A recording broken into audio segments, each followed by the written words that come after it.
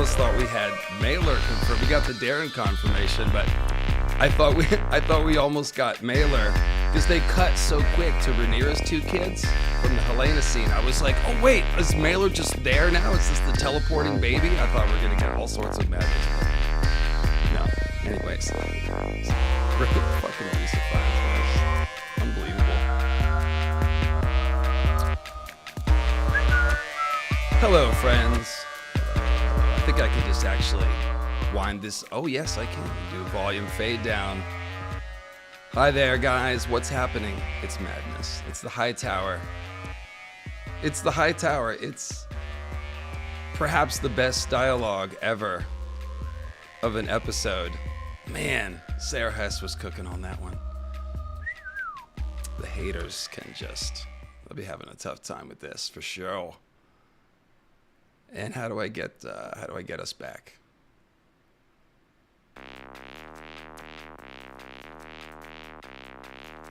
No, bad intro. Sorry, 1 second. How do I? No, not end broadcast. I'm done with the video.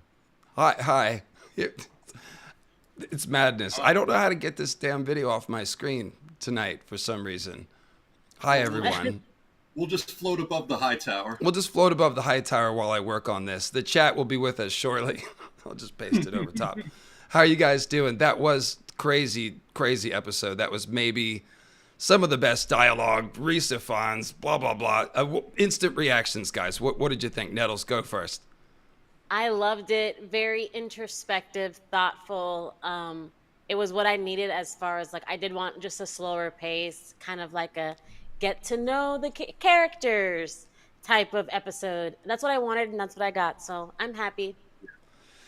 Yeah, the character work was insane here. I feel like Sarah Hess cooked, Resifons cooked, Emma cooked. There was a lot of cooking. Speaking of cooking, Tim, you said you have thoughts. We're going with what surprised us, instant reactions. What's got you tingling segment here. So Tim, what's got you tingling? It would be skipping straight to the end, but that Daeron confirmation, knowing that he exists, that he hasn't been cut. And that gives me so much more hope too for other characters who we've said may or may not been cut. Like, no, I think they're coming. And the fact that Daeron got name dropped gives me more hope. And it's interesting that Hard Hugh Hammer is married to Nettles, right? Oh, that isn't Nettles. I'm kidding. I'm looking for her everywhere. I'm just like, is that her? That would have been a direction to go. That would have been interesting. Twist. Yeah. But no. Someone in the chat said that this should have been a two-parter, and that would have been great, especially since they're only giving us 8 episodes. Like, last episode and this episode together would have been a nice little two-parter. Well, we'll just have to take our time and work through it. It was an exciting episode, and folks, we are inviting you to participate as always. So if you want to, do a super chat, that'll highlight your message. And if I don't answer it right away, we do have a feature to where they stack up and then I can see them. So periodically I'll be checking in and working through them. So don't worry. We'll get all the super chat questions, and people in the chat, you can upvote people's super chats as well, which is cool. And then as we do these poll questions below me, we'll all answer them and then we'll turn it over to you. So we'll do chat polls. I always say fan polls. We're all fans here. We'll do polls for you guys in the chat to run. It's a lot of fun. So trying to make this, it's really important to me. I want to make this a place where you don't just come to listen to us talk, but rather, give and take. Have a place where you can sound off and people can react to you. There's up to 1,000 people in the chat here. So talks amongst yourselves. It's happening. It's going. So yeah, quick reaction. What surprised me? Like I said, the dialogue was incredible. I just loved how in close we got. I feel like a lot of the psychological questions that we speculated about last week and in the off season got aired. Like, we got to see what Aemond Targaryen / Elric of Melniboné, somebody give that guy a hamburger, is thinking about stuff. We got to see what Aegon is thinking. We got some Helena action. Like, I feel like every glance of Helena's face is worth 1,000 words. It says so much. Just as she I feel like gets so much just from reading someone's face, like Aegon passing her in the hallway. She looks at him and she's like, okay. She nods like, all right, I understand where you're at right now. You know, it's very perceptive, that Helaena. So yes, I feel like we got in close with the characters today. And that was a very pleasant surprise. That's what I'm excited about. And then just Rhys Ifans. I feel like there's no point in even which actor won the episode. We're all going to have to pick someone other than Rhys just to make it interesting, because Rhys was...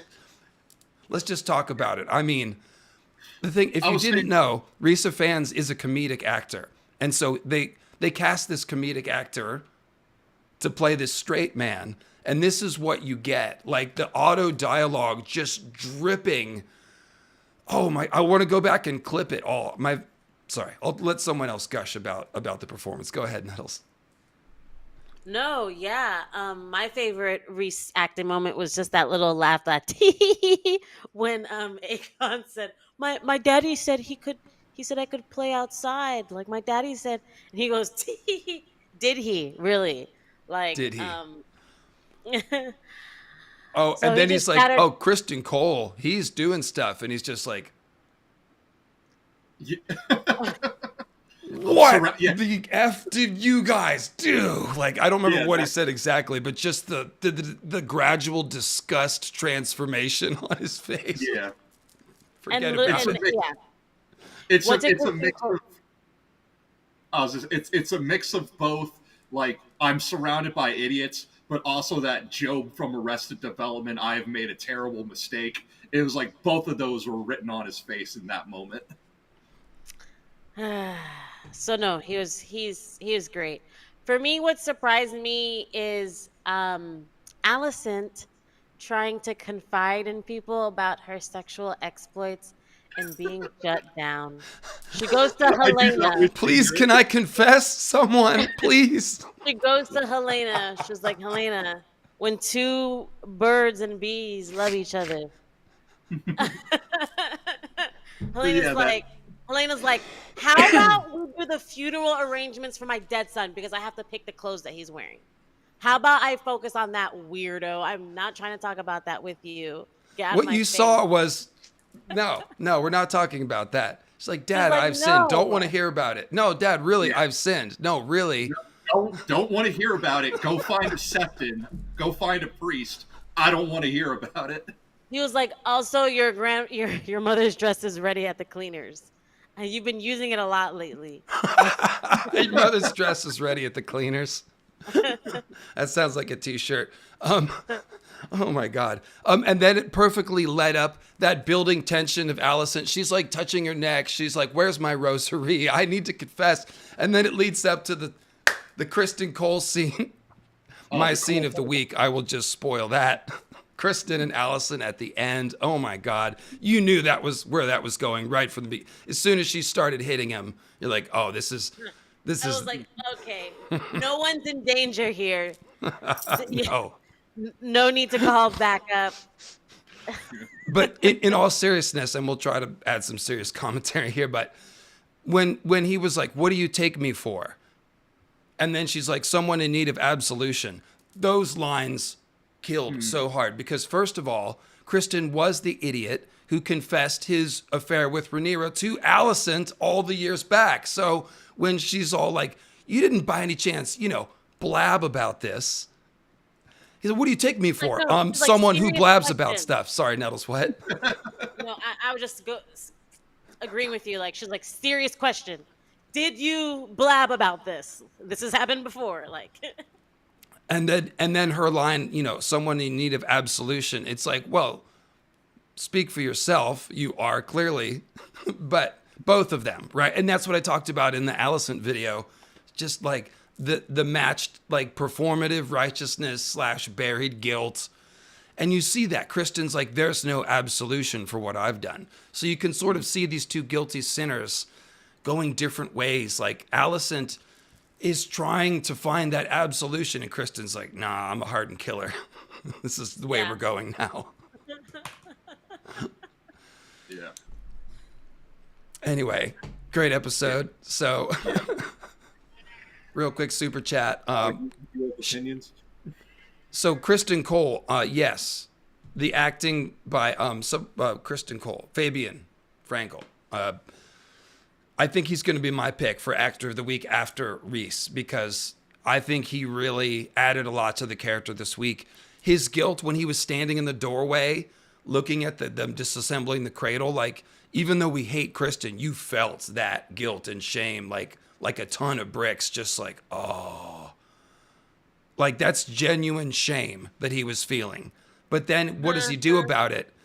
He's like, okay, well, he just gives up. He's like, absolution would be too hard. I'm past that. I'm just a bad person, so let's embrace it. Like, that's pretty delightful from a villain standpoint.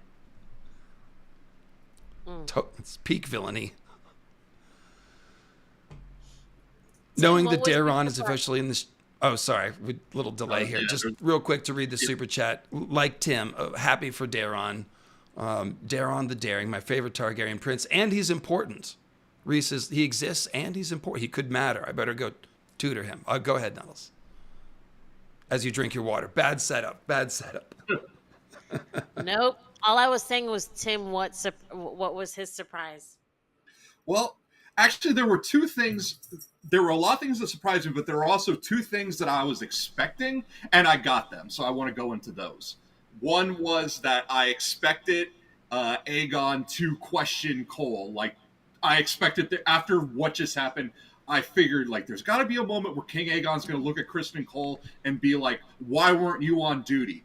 Where were you? And the answer better not be doing your mom, because King Jaegon is dead. He's not going to find that answer funny anymore. Go watch King Jaegon Strikes Back on my channel. I just put it out yesterday. The other thing that I expected was that I figured that Kristen Cole, being the way he is, while having that remorse, was also going to look and find a way to try and blame it on someone else. So when he goes up to Sir Auric and sees his dirt and starts going at him for his soiled cloak, and then starts talking about it is a sign of our purity, it is a sign, all this, all that, and I'm like, you fucking hypocrite. And I was like, I knew it. I knew you were gonna go and try and pass judgment on someone else, and not, rather than accept the fact that you were not where you were supposed to be that night, and you're going to go looking to blame someone else.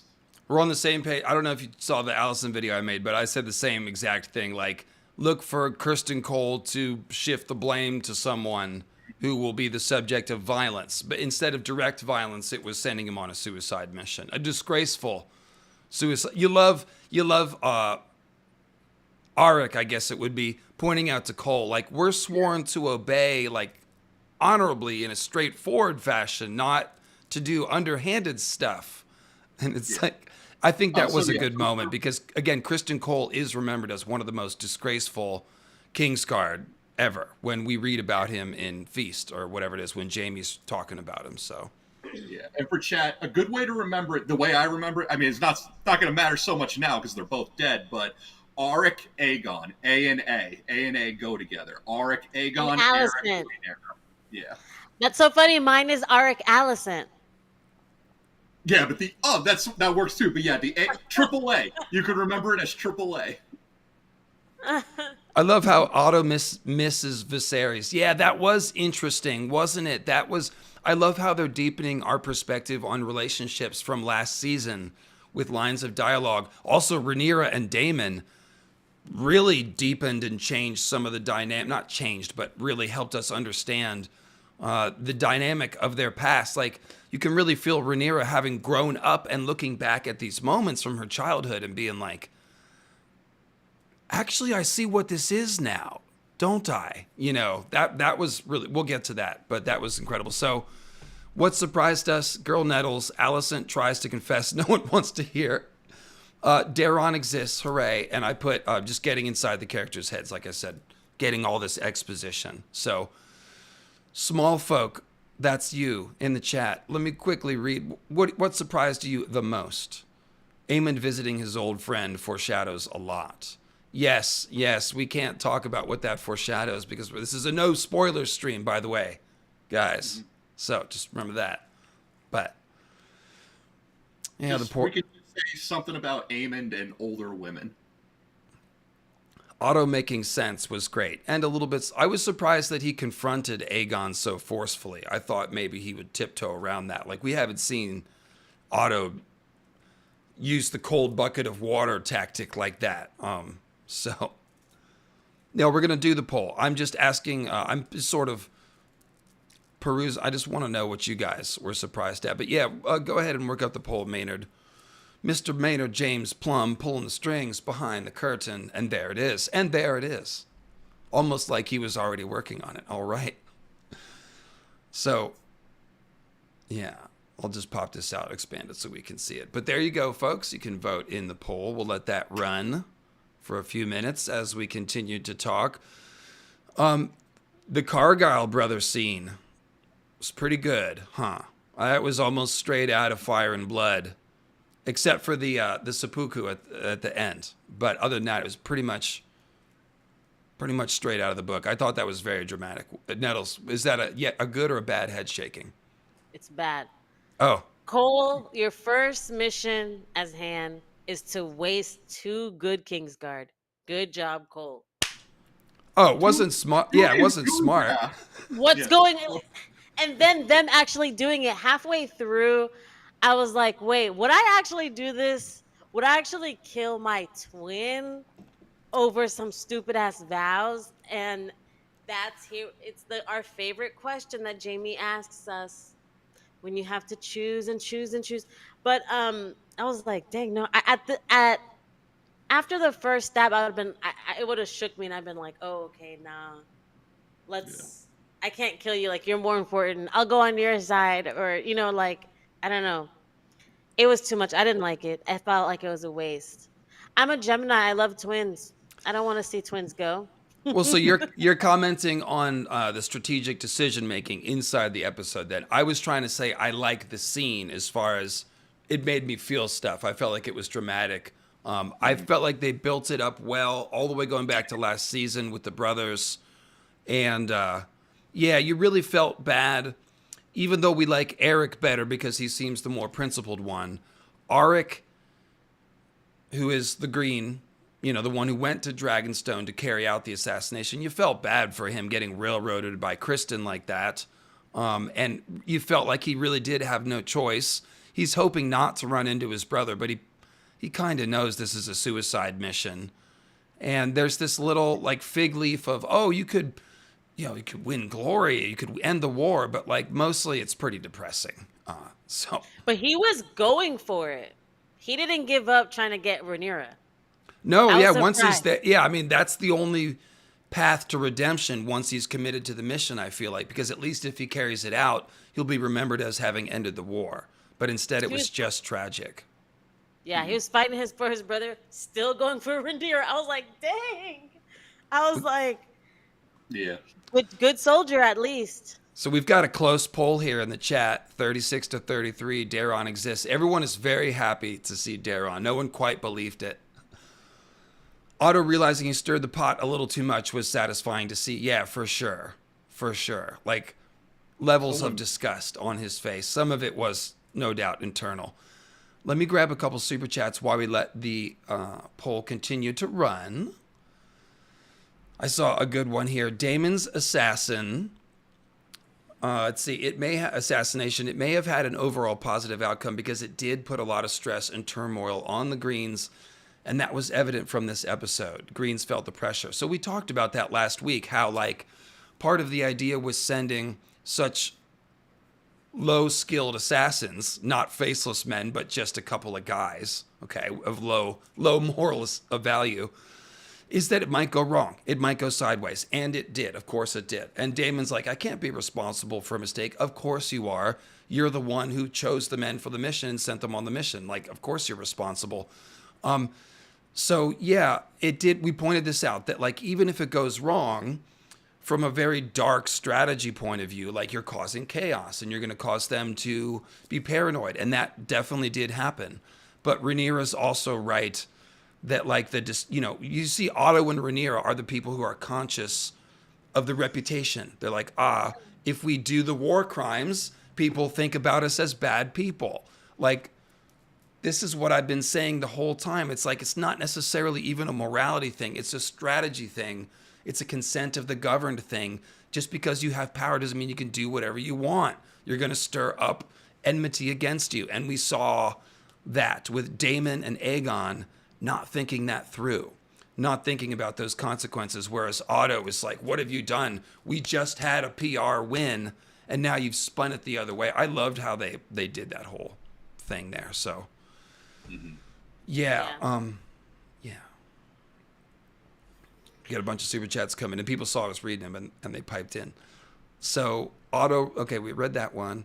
You think Otto was trying to hurt Aegon with the Viserys didn't even choose you, by the way. But Aegon isn't like Alicent, so he can't fight back against his... So Aegon really broke down this episode. He got to the point in the small council where he couldn't even talk. He was just yelling. He's like, nah! He's like, I already see you as weak. He's like, yeah! Like, his speech got more and more clipped. And then he's trying to stand up to Otto, but we can all see like how foolish and young he is at the same time. So let's talk about that scene. That really was a great scene with Kristen and Aegon and Otto. What did you think, Tim? Well, first of all, rest in peace, Viserys Lego set. That went down.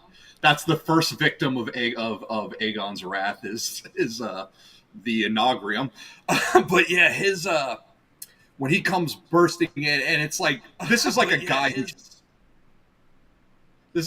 just sobered up within a minute, and pure rage is taking over him. And now even he's like looking at the small council, like, yeah, when they're trying to sock sense into him, and then he's like, yeah, it could be any one of you. You all could be rats as well. And so it's like there's no calming this man. Everything that you try and say to him at this point is just going to be throwing oil onto a fire. There's no putting it out. It just needs to, you need to let it burn itself out, or you're just going to make everything worse. Cool. Well, we have R.I.P. the ANOGRION. Exactly. Like that was it's been a great symbol the whole time, hasn't it? You know, Viserys ignoring his kingdom, ignoring his children, and now his own child sort of channeling that rage back into the city. And of course, it's a symbol of the crumbling Targaryen dynasty and all that. And Alicent was trying to fix it for Viserys, but now her son is destroying it. So yeah, there's a lot of psychology there. I think it was interesting that when in the show, when Robb Stark found out about Ned, he destroyed his sword. Like, he took his rage out in the same way. Like, I want to hit something, but he destroyed something that was his own, and that was like worthless. But when it came to Aegon 2, he destroyed something that King Viserys made with his hands, something that he devoted like years to, something kind of priceless. And I think it's because that city, the Lego set, represented the fact that Viserys was the first member of Team Black. He started this shit. Viserys was the first one that said Alicent. Oh my God. Viserys is the first one that said Rhaenyra, Rhaenyra, Rhaenyra, Rhaenyra. It's gonna be Rhaenyra up in here. So him breaking that set was like, it's your fault, Dad, because you put us in this predicament. So him smashing that Lego set, that was sad to me. I like Viserys. Yeah. I think we're all sad about the smashed Lego set, to be honest. So, all right, let's pick, what was this episode about? So this is like a theme question. Let's check on our poll first. I'm sorry, I'm all over the place. Where did our poll go? Oh, did you end it already, Maynard Plum? I missed it. I'm sorry, I'm not paying attention. Do we see the poll? Oh, here it is. Okay, so Daron Exists won with 37, getting inside the characters' heads 31. Okay, I'll take a respectable second place there. And I think Alicent Wants to Confess was the funniest thing. That definitely was hilarious. So yeah, what was this episode about, guys? What would you say, like theme-wise? That old proverb, when you go seeking revenge, dig two graves. I think that's like, we're really seeing that set up. Everyone is just breaking and faltering. And then And it's not always just digging two graves. Sometimes you got to dig a lot because a lot of people are going to get caught up in the crossfire. And we see that when Aegon hangs all of the rat catchers. We see Cheese hanging there. He got the one he wanted to get, but how many innocents were going down? And that's what, like, you killed so many innocent men, and then Aegon says, and one guilty one. Yeah, I see the chat is talking about revenge, generational trauma. I think revenge is kind of the topic here. And we see the younger generation taking over on Team Green and how that's, not good. Yeah, basically all the careful planning is being undone. And like I said, this war is not so much tactical decision versus tactical decision, but a series of reprisals, revenge killings, and emotional reactions to that. Like even Daemon and Rhaenyra, their fallout and their discussion was primarily emotional, relationship based on their personal history and stuff like that. So these are the things this war is turning on, which must be hard for the tactical generals in the audience to watch. But yeah, so let me go back and grab a couple of these chats. I think that's a great call. The cost of revenge. I'm gonna maybe this wasn't one we. Well, is there? What do you think, Nettles? Do you have a different way to encapsulate this, or because I kind of agree with Tim? For me, it was about political intrigue and like how the different sides maneuver it. Like specifically talking about like the funeral in the beginning of the episode, the funeral of Jehedless. Is it too early to say Jehedless? I was afraid they were going to have that head pop off when the cart was like doing this and the body. I was like, oh my God. They didn't, thank the Lord. I thought they were going to. Yeah, when the cart got stuck in the pothole, I thought that it was going to go there too. Yeah, they faked us out with the riot. There's no riot. So whatever's, they did a lot of fake outs with the trailers. They were all fake outs, every single one. The purpose was just to make Helaena look like something. I don't even know what she's supposed to look like. I mean, she had sent given the whole playing her as being autistic or whatever they're doing, the sensory overload that she had in that moment, and everything she's saying, like the fact that she's fidgeting and like trying to get out, like I felt that. and the fact that Otto was so willing to go to that right away, like let the people see him, and Aegon has like the natural reaction that you would hope any parent would, which is no, I don't want you parading the body of my dead child for all to see. Right. Now, like I don't know if this is a good comparison or a bad comparison, but it's the best one I could think of, and I feel it's what the writers were going for in that moment. It's like the way the media responds after a school shooting when they put the parents on camera and they talk about like how much of a tragedy it is and all of that, and you see the ratings go up, and yet nothing's ever done to actually lessen the situation. That's how I read the whole thing about parading Jaehaerys's body through the streets on the way to be cremated, and having Alicent and Helaena go out there and basically be the faces. They're the faces on camera for the people to see. And thank you. And Helaena and Aegon are completely against the idea, but Otto talks them into it. So Otto is like that overreaching producer in the backgrounds of put the camera on them, we're gonna make so much money off of this. That's how I read that scene. That's more to my point. Like what this episode is about is political intrigue kind of setup episode. And this side, when a child dies, we're doing a New Orleans parade down the street. Political get theater your popcorn is what you're trying to say. Get the popcorn, get the dancers, stilt walkers. But then remember when Luke's funeral, it was a very personal thing. There was 4 people standing there.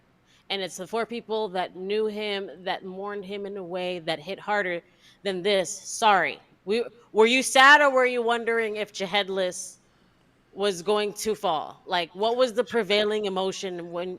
Because we were at the funeral too.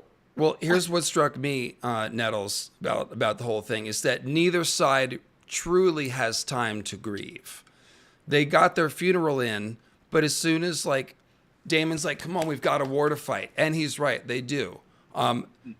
Jacaerys got to process this trauma while flying back from Winterfell, and as soon as he gets home, it's back to business. And then we see for the Greens, usually a funeral is a place where you can process your trauma. The Blacks did at least get that, and now for the Greens, their trauma processing is turned into political theater. And Otto's right, he's masterful at the political theater, but we obviously feel for Helaena and even Aegon a little.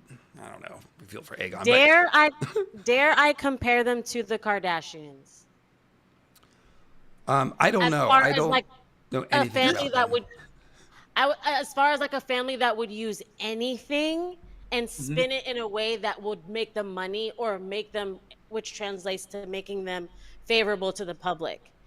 I don't watch their show or anything, but I know that anything in their life, no matter how personal, a childbirth, everything is monetized. And in this way, you have a funeral of a horrific, needless, senseless death. Like, Tim, you were so right to compare it to a school shooter, because that's exactly what this was. Jaehaerys did not need to die. You know what I mean? Yeah. To turn this into an opportunity. Yeah, Otto turning it into an opportunity to put the parents' grief forward as a spectacle rather than allowing for a private funeral and to let them grieve in private. No, to put it out there as a way of gaining political clout, and then to have them say, like, do the whole announcement. Behold the workings of Rhaenyra the kinslayer, Rhaenyra the child murderer. All of that, just to turn the child's death into a smear campaign. And you know what else? This also kind of points to who will win the war, because it's always about optics. It doesn't matter if it's medieval times or 2024. So that'll be an interesting question to tackle. Maybe we can even do that next. Yeah, who's winning the war? I want to get it caught up on Super Chats. Allison is not innocent any longer after agreeing to the funeral like that. She hasn't been innocent for a long time. What are we talking about? Aegon asked, "Mother, your grandfather is right." Yeah, that was... Well, again, so you see in all of this is what I was saying about no time to grieve. Allison is a good example of being caught in between that. She mostly is grieving for Helaena because she barely knew her grandson, but she's known Helaena and cared for her the most out of all her children. And now she's been traumatized. But even Allison has to understand the political reality too. So yeah, it's just, like I said, it's a pressure cooker that everybody is caught in. They don't have time to grieve. They have to think about the strategy of being in a war. And did you see in the carriage ride, Allison tries to hold Helena's hand again, and Helaena pulls her hand away. Like, yeah. I think I missed that. But Helaena sees through the BS. Like, she's like, I read it as like, don't try and be close to me now when you agreed to this as well. Like, you're already making me a prop. Yeah, there's a lot of super chats that got missed. I'm about to go get them all, Minty, but thank you. So we've got Nettles' answer as political theater. Grey Waste Tim said the cost of revenge. I said the descent into darkness or / war crimes. It's similar to revenge. It's just how I'm phrasing it. But it's just, we've gone from trying to be respectable to just, as Aegon said, F dignity. I want revenge. So, I think that's kind of blood, not ink. Blood, not ink. So basically, I'm saying F dignity, and Tim is saying revenge. It's just two sides of the same coin. So we'll put that question to the chat, see what they like better as a characterization, and now we will catch up on these super chats real quick. No, not one. I want to see all of them. I've got many. Boom. Okay, so we got to figure out, Maynard, how to turn this auto-generated summary thing off. The AI is like, I did not ask for it. Okay, so I think Mysaria and Rhaenyra should smash, to be honest. Well, you could see Rhaenyra evaluating Mysaria as a potential ally, or thoughts, Nettles, go ahead. No, no, go Oh, ahead. I saw that look. Go ahead. I was so mad. I'm like, oh, the show's gonna make them besties because Rhaenyra's looking at her like, oh, we've been through the same thing. I'm like, oh, no, no, no, no, no. I was so done with Massaria So when her. I took that look to be her realizing who she was and that Mysaria had slept with Daemon. She's putting it all together. But there When was she like was talking about like Damon, oh, we have this. It was after that, the moment where she looked at her, was like, oh, we have some things in common. Like, I could use you because she was like, oh, Damon does that, doesn't he? He always runs away from right. She's problems. trying to figure out who this person is in front of her and what she needs to do. So, Tim, what was your thought on that Mysaria Rhaenyra bit? I'm not Oh, here it for. was that was both of them come to the conclusion of we hate that D, but we love that D. That is how they feel about Damon. A little more hate than love in this episode, but yeah. Did Mysaria try to warn Rhaenyra? What happened there? Well, apparently she probably warned the Kingsguard. She probably ran into Sir Eric, and that's how Eric knew to dash into the room. Which I thought that was really good writing because something needed to tip him off for him to show up just in the nick of time, or else he's just showing up in the nick of time for no reason. So I thought that was cool. And now to get back to our original point, they've sown the seeds for Rhaenyra to start trusting Mysaria because she turned around when she could have left and warned her. So Mysaria, not out of the plot yet. It also shows that Mysaria is useful because she knows something as intimate as the difference between Eric and Eric. Well, she had just been with the other one. Yeah.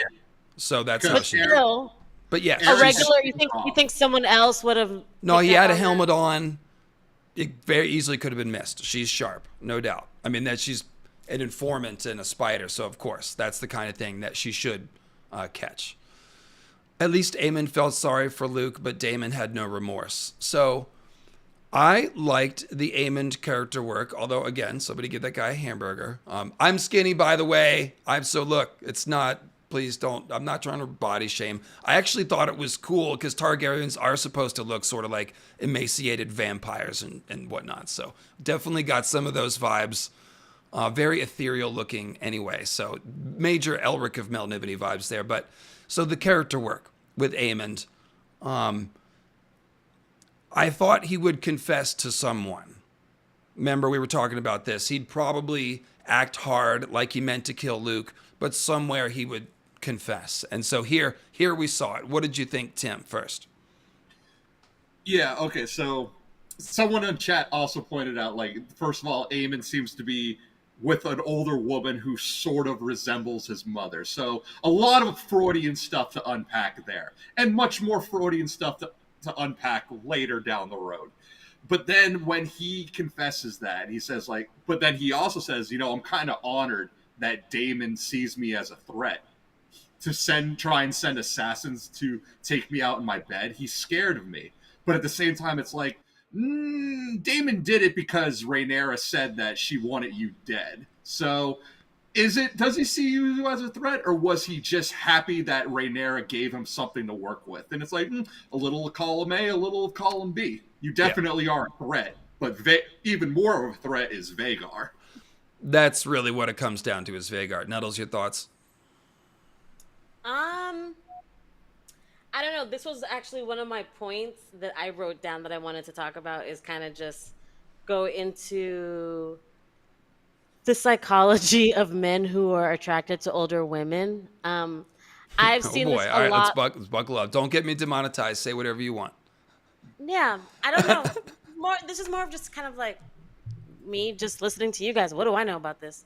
But I see this a lot with like boy bands, like people like Harry Styles, even Usher. He was with Chili, who was like 12 years older than him for the longest. Like these guys who are idolized and who have teen girls screaming for them, or Jane Pools and Sansas looking at them in the corner, which would be the equivalent of a believer.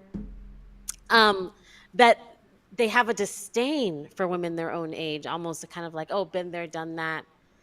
It's a conquest without me even have conquested you type of thing. you're beneath me. And so they go for these older women that are deep. And it shows that, like, yeah, I'm 18, but I'm deep because I have things in common with this 40-year-old. I've known people like that. But I see that as being messed up and something that needs to be healed. Well, But they're what do mommy you guys think? issues, right? Yeah. For for lack of a better I mean, term. but we also got the flip side of that, which is your Leonardo DiCaprio's, where once you turn 25, you're too old anymore. But I'm flip. maybe it's just because I'm old but feel young and have never really known how old I'm supposed to act or be. I don't really think about ages that much.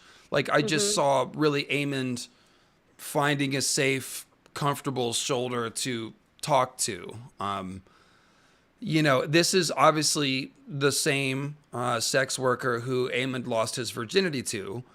So, in a strange kind of way, I mean, we don't know who else Aemond may have slept with, but it's a strange sort of like, well, okay, so I slept with you. Now you're the person that I trust and Yeah. will go back to. Like, and obviously he's getting some therapy there. And we see her representing Team Smallfolk, trying to be a good influence on Aemond. I don't know if that's going to sink in, but yeah, But I then, mostly saw. Go ahead. I saw a sweet moment too to agree with the I chat. also thought about the Unsullied moment where you see that the Unsullied are not looking for any type of penetration, that they're just want to be held, lullaby, and that's fine. And it made me think of, like, what if Aemond is Ace, where maybe he's never. Well, I guess he He was did. naked, so He And he did. said not here. But still- Okay, but yeah, it just seemed like, yeah, the thing he needs is a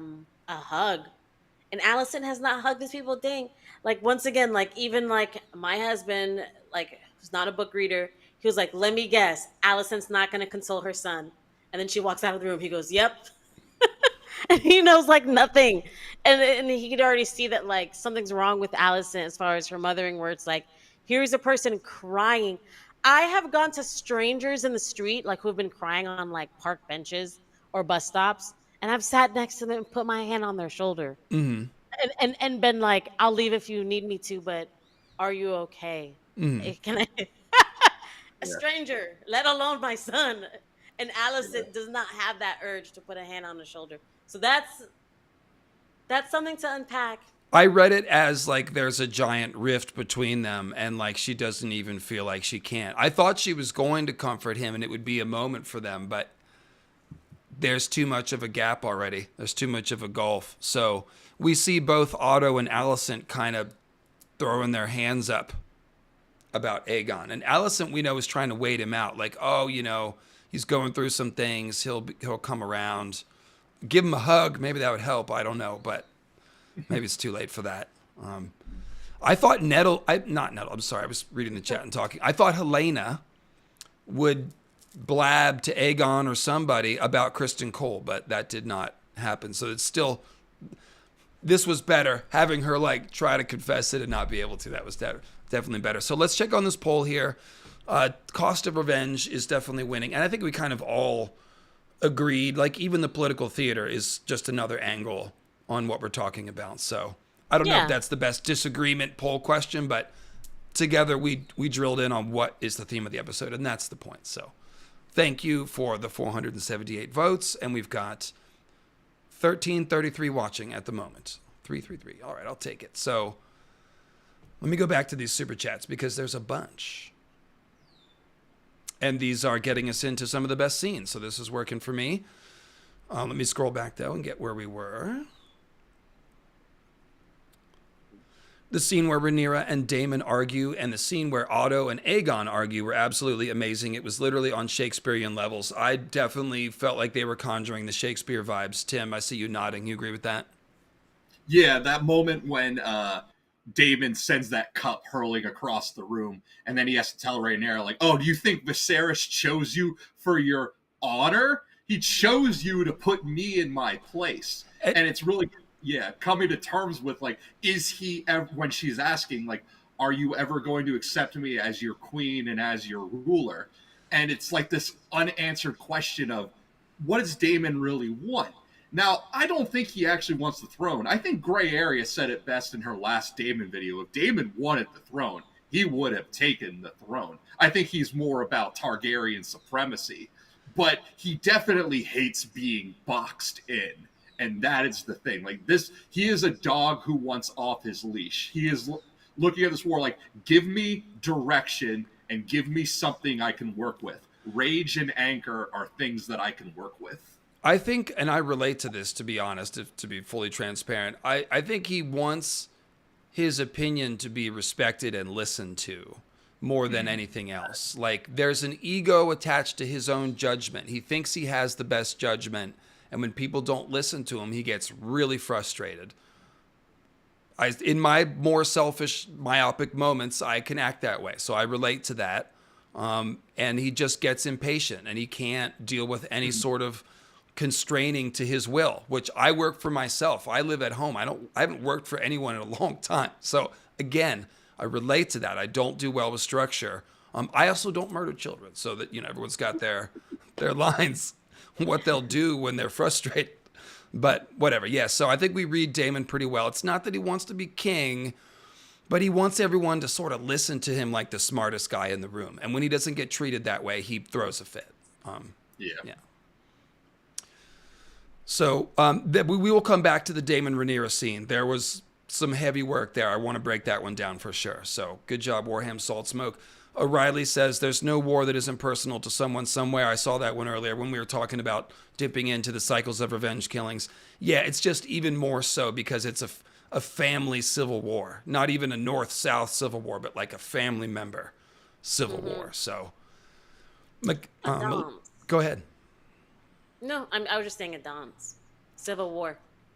The part where Rhaenyra mentions Helena, they did some screen cutting between Helena's kids and Rhaenyra's kids.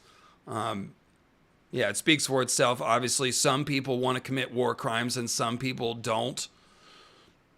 That's how it would be in real life. So, and we read this one, Alicent's innocent no longer. Like I said, she hasn't been innocent for a long time. In fact, we never addressed the question, how long has she been sleeping with Sir Criston Cole? We know there was a sex scene from last season that was cut, which means she may have been sleeping with him before Viserys died. What do you guys think? Let's do a quick poll. Maynard Plum. Was Alicent sleeping with Viserys before Viserys died? Nettles, go first. What do you think? There was 2 moments in season 1. The first was the scene where the kids have the fight, and Alicent and Criston Cole run in, looking at each other, looking disheveled. They don't look like they were sleepy. The blood was rushing in all the places. They've been awake, okay? And then specifically, Alina said, Kristen, it was your watch that night too. But nothing's done about it, just like nothing was done about him killing And 2 Daemon people. and Rhaenyra were sleeping together that night, so that could have been a juxtaposition thing. But Tim, what do you think? still, the way they directed it, the way they directed it made it look like, even back then, question it. Yeah, I agree. I was going to say the same thing Nettle said. I think as far back as Lena's funeral, they've been sleeping together. And then the second moment that makes me think that since season 1 was that Alicent, when she gives the command to Criston Cole, she says, everything you feel for me as your queen and as a woman. Like, you don't have to give a command like that. So I was like, okay, two. Like, that's 2 things that made me say, Sorry.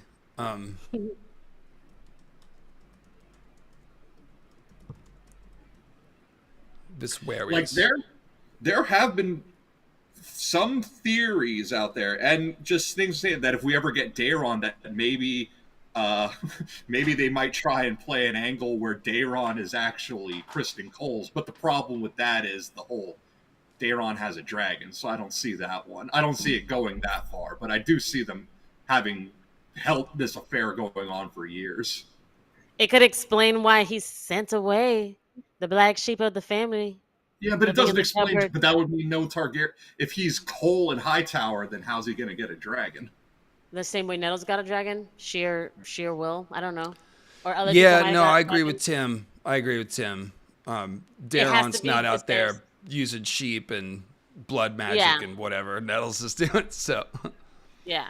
I think that would be the problem. That's not to say the show wouldn't do it, but that would screw up the continuity for sure. I think Allison has limits. Allison would not go that far. I'm going to go with the continuity argument.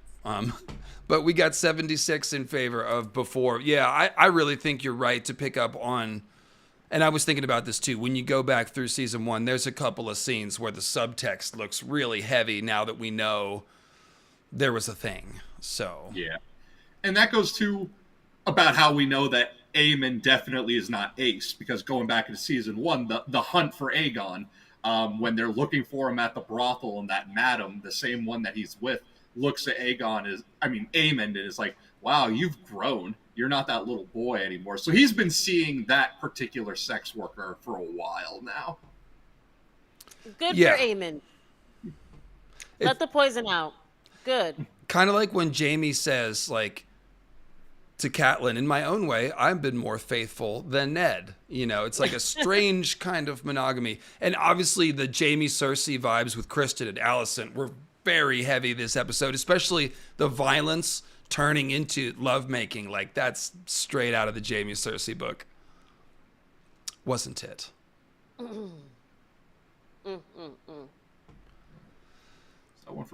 So, let's see. Let me go back here. My autism was vibing with Helena's autism. Yeah, I feel you. I'm ADHD, but I was feeling the claustrophobia and stuff. Matching scenes, too, with Helena looking at the flower petals and sort of like got all trippy there for a second. Rhaenyra had a moment looking into the ashes that were floating that was similar, too. That was like... In fact, there was some very textural filmmaking, like water pouring and just... a lot of, they took time to give us those textures in between the dialogue, which I really thought was good because the dialogue was really heavy. So. Yeah, it was very atmospheric this episode. Yeah, it's a counterpoint, atmosphere, and then like these really expository dialogues. So this episode was my inner dialogue desperately trying to deny Team Green leanings. Again, I enjoy all the characters, as I say, with my green shirt and green glasses on, and my obvious crush on Olivia Cook, as I got called out for in my comments. I don't know what you're talking about. I enjoy the characters. That's all. That's that's all I I love gotta how say. I'm wearing black and Tim is wearing green and black. Well, of course, this Nana Vagar shirt is available in our Bonfire store if you want one. I'm representing the Squishers with the Esoteric Order of Dagon. Remind me to mail you a t-shirt that we sell, Tim. No, I'm kidding. No, your t-shirt game is always actually a part of the entertainment, as well as Nettle's extremely awesome outfits, cosplays, headgear, jewelry, the little chin gold line. You never know what Nettles is going to bring. We might have Sheep Stealer on her shoulder. So let's get back to work here. Let's Super see. chat. Aegon is the Bloodstone Emperor, not the Inkstone Emperor after all. What do you mean by Inkstone Emperor? Oh, because he's... You got it. Yeah, no, they use that line from the book about... they use a couple lines from the book for Aegon about... oh, gosh, now I forget what they were. But it was about... Don't spill the ink, or spill ink, or spill blood, not ink. Thank you. Yeah. That was it. Wars and are then fought. he says, "Steel fist, my new hand." That was the other one. Thank you, Nettles. Thank you. Appreciate you. Those were the two, straight from Fire and Blood. So well done. Sarah Hess, who, again, cooked this episode. I totally thought he was going to ask for the sex worker who looked like Helena. So we saw that with Ser Jorah seeking out sex workers that look like Dany in Volantis or Selhorys, one or the other. So yeah, the sex worker who looks Targaryen turned out to be no one, at least not yet. Maybe she's someone, but she's just a person who was dancing with a fan and no shirt. So yeah, but we'll see. We're getting some exploration into Aemon's psychology. So I don't think there was ever a real Aemon Helena crush. I think that scene when they were younger was about duty and family and stuff, not a crush on Helena. But I agree. And then, Nettles, will you read this next one? I'm going to go get Cleo. Okay. Oh, they're Tim. oh Look they're up looking for me. Tim. Look up Tour de Toward a Tentacle Tentacle in Providence. in Providence. Lovecraft themed bike scavenger hunt. I did it 5 years ago. Was paired with 2 Russian expats who worked. Oh, that's awesome. Yeah. You Man, know if I ever something get about up that? to, I haven't been to, I haven't been to Rhode Island since before the pandemic. It was right before the world shut down. I was in there in March of 2020 for my brother's bachelor party, but I was very drunk and very high those 3 days. But so I did not do anything Lovecraft themed as much as I wanted to. But the next time I get up to Rhode Island, I'm definitely going to look into the Lovecraft stuff. Oh wow. I cannot leave for 2 minutes. I hear bachelor party, drunk. Tim, what are you... Talk about the last time I was in Providence. How did we get there so fast, though? I just stepped away. I asked you to read a super chat. What happened? Like, Dad's not home, party. Disco ball. I'm kidding. I'm sure it was entertaining. All right. So, amazing dialogue in this episode. Yes. I see the super. I asked. I see what happened now. It was our chat that led you astray. Okay. Well done, chat. Super chat. Tim, you're off Chat the hook. is a bad influence. We made Bad money chat. off that. I guess that's fair. It's a transaction that we made. So thank you, Big Wig Cthulhu. Yes. Okay. Aemon didn't tell the full truth about Luce. Yeah, you're right. He didn't. He's saying he lost his temper, not that it was accidental. He holds on to the image of power even when cradled. That's good observation. He didn't do the full confession. He just expressed some vulnerability. I regret it. I lost my temper. A lot of times people with guilt will do that. They will confess a smaller version of what the actual crime is. Because, we want some absolution, but we don't really want to pay the consequences of what we did. So, yeah. Did you catch the blue one that says M? It says great dialogue this episode. Yeah, I just did. I read that one real quick. Okay. And I skipped past it because we've been talking about that. But yeah, I thought this maybe was the best House of the Dragon dialogue episode yet. In fact, I'm pretty sure it was. In my opinion, anyway. So couldn't Daemon have a drag? Hightowers have Valyrian blood. Well, okay, I don't think... You have to remember, the TV show is working with the expectations that it has set. It does not expect that people know about Great Empire of the Dawn theories. It has gotten around a lot. It has, and I love that. But no, we're not treating the Hightowers as 10,000-year-old Ashai descended. No, that's not happening. I would love if a show explored the ancient mariner theory, but if that's ever going to crop up, it's going to be in the YT show if we get it, if anything. We don't have time for that. I don't even have time for that. I talk about the Great Empire of the Dawn. I'm like, I don't have time to explain it to you. Go watch this video. So Otto is soft and a bad dad granddad. I'm not sure what the angle is there. He confronted Aegon with a lot of teeth in that scene. He didn't do the sort of soft power, try to say what you want to hear, and then later suggest to you. He did that with Viserys, but Viserys was corrigible. He was handleable and manageable. Otto understood Viserys and what Viserys cared about and what their shared goals were to the extent there was a Venn diagram crossover. Aegon is not that. Go ahead, Nettles. No, yeah, I was just agreeing. When you Nothing start to doing add. this, I give you the mic. So No, I'm just saying I started doing that because you're hitting some points. thank you. So I think Otto was pretty hard in that episode, but everyone can have their own take. The dragon sounds when Rhaenyra was talking to Mysaria was a great touch to that scene. I don't even remember. I think I was so gripped I didn't hear them, or maybe it was I had birds in my room. I didn't really hear anything, but I'll look for that on the second watch. Yeah, the second watch yields a lot. It's tough for us. We're taking notes and we're preparing and thinking about takes, and the second watch gives a lot. So let's go to the next. Let's do a section-y thing now that we're caught up. So scene of the week, lots to pick from. Who wants to go first, Tim or Nettles? I'll go first so you guys don't take it. It was the 50 Shades of Grey between Kristen Cole and Allison. No, I said that was mine already. Oh, really? That's fine. You can take it. I'll pick another. It's fine. I just wanted to hee-haw about it. Okay. It was a great scene. I don't disagree. Okay, Tim, what was yours? The Cargyle Bowl, I guess we'll call it, since everyone likes to bring up Game Bowl. But yeah, Eric and Aric's fight went down the way I wanted it to. We can see, like, we get all these different perspectives on it from the book. Turn the stream into a drinking game. Every time Tim says in the book, do a shot. Every time Tim breaks out into a song, do a shot. But in the book, because we're given three different perspectives, we're told one source tells us the duel went on for hours.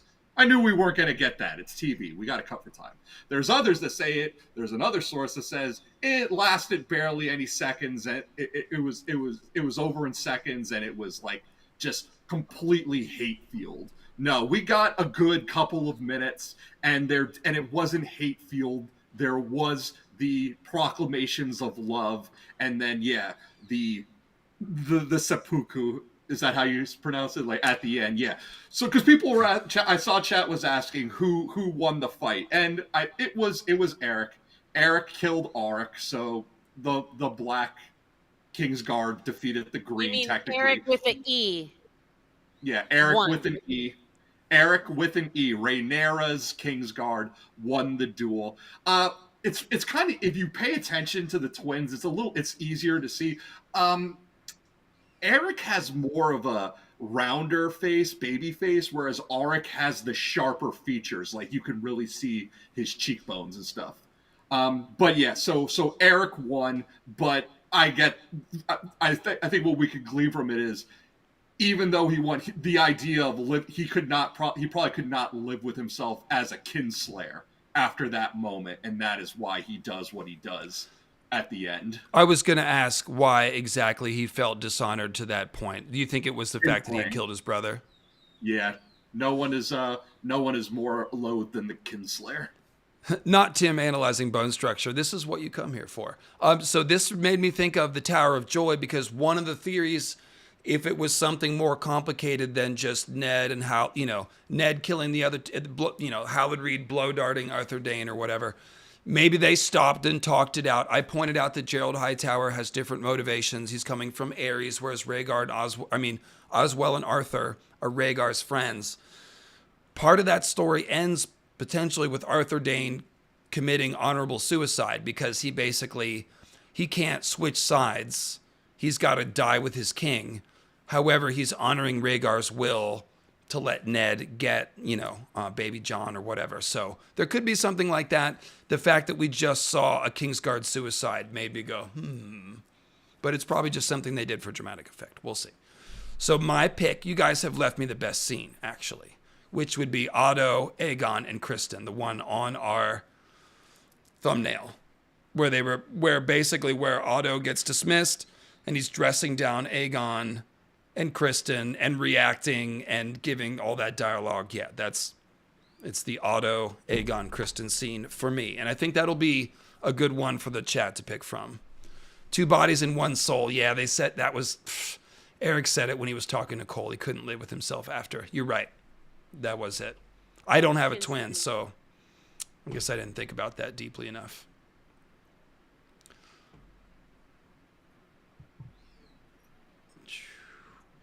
Yeah, I guess that was sad then. Dang, that was sad. So I will put this as...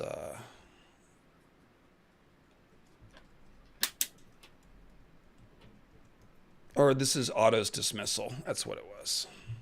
So now how many Kingsguard are left? Where's Westerling? Harold? Oh, don't ask me. I don't know. They haven't even given us 7, I don't think. So, yeah, where's Westerling? I don't know. Okay, we have Cole. We had Eric and Auric. Harold Westerling is somewhere, missing in action, apparently. There was that bald guy that Auric that was originally at Rhaenyra's door that Auric relieved when he was pretending to be Eric. He then comes back in, but he's no longer wearing armor. He's the one who's like, which one's Eric? There was a guy, Sir Alfred. I guess that's going to be Alfred Broom, but I don't think he's Kingsguard. And I know that Rickard Thorne has been cast. He just hasn't been introduced yet. I only deal with who's on screen. If they're not on screen, I don't know.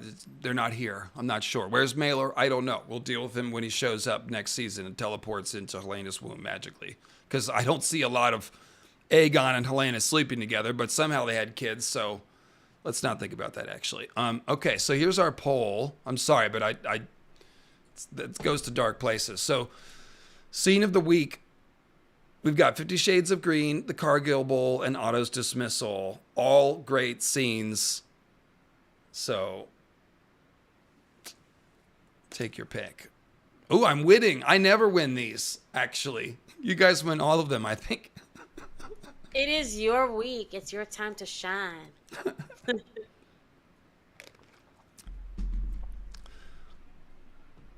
All right. Well, I liked all these scenes. I liked the Cargill Bowl. I said that. The 50 Shades of Green was electric.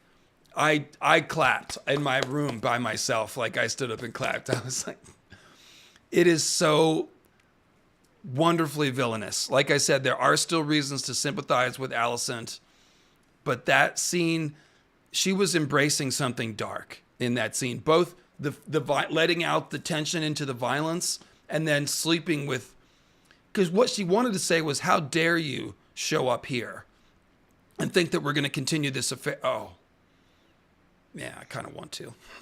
It's Thursday, 4 p.m. He was like, don't we always do this? She was like, how dare you continue our appointment? But it's, no, you go ahead. Just electric scene. That's all. So yesterday I did a roast of episode 1, and the thing that I said is that this episode, Rhaenyra was going to beat Daemon up like Tina Turner did Ike in the limo. If you've seen that movie, what's love got to do with it? Just like, I can't believe. Oh my God. I can't believe you did this. How dare you? Like, on like that type of tip. You die, I kill you. You die, I kill you. Sean MacArthur says, how dare you come here to have sex with me? We'll talk about this more later. Oh, that movie makes me sad. Oh. It can't happen again.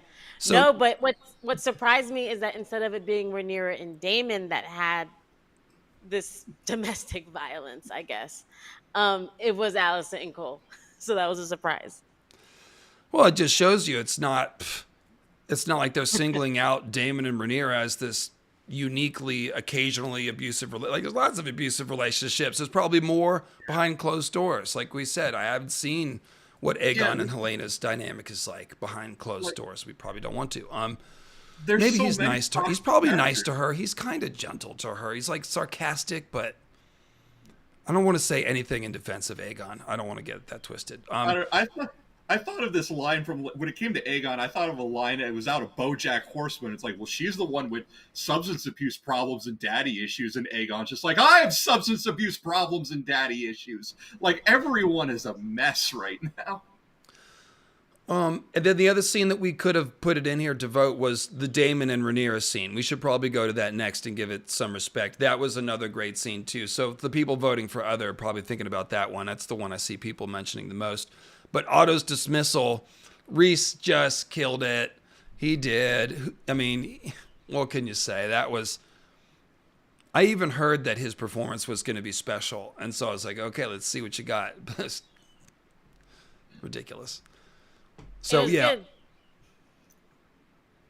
But why was he surprised that he got fired? After you said hit after hit after hit, you thought Aegon was just going to let it slide? No. He was like, he had the gall to be like...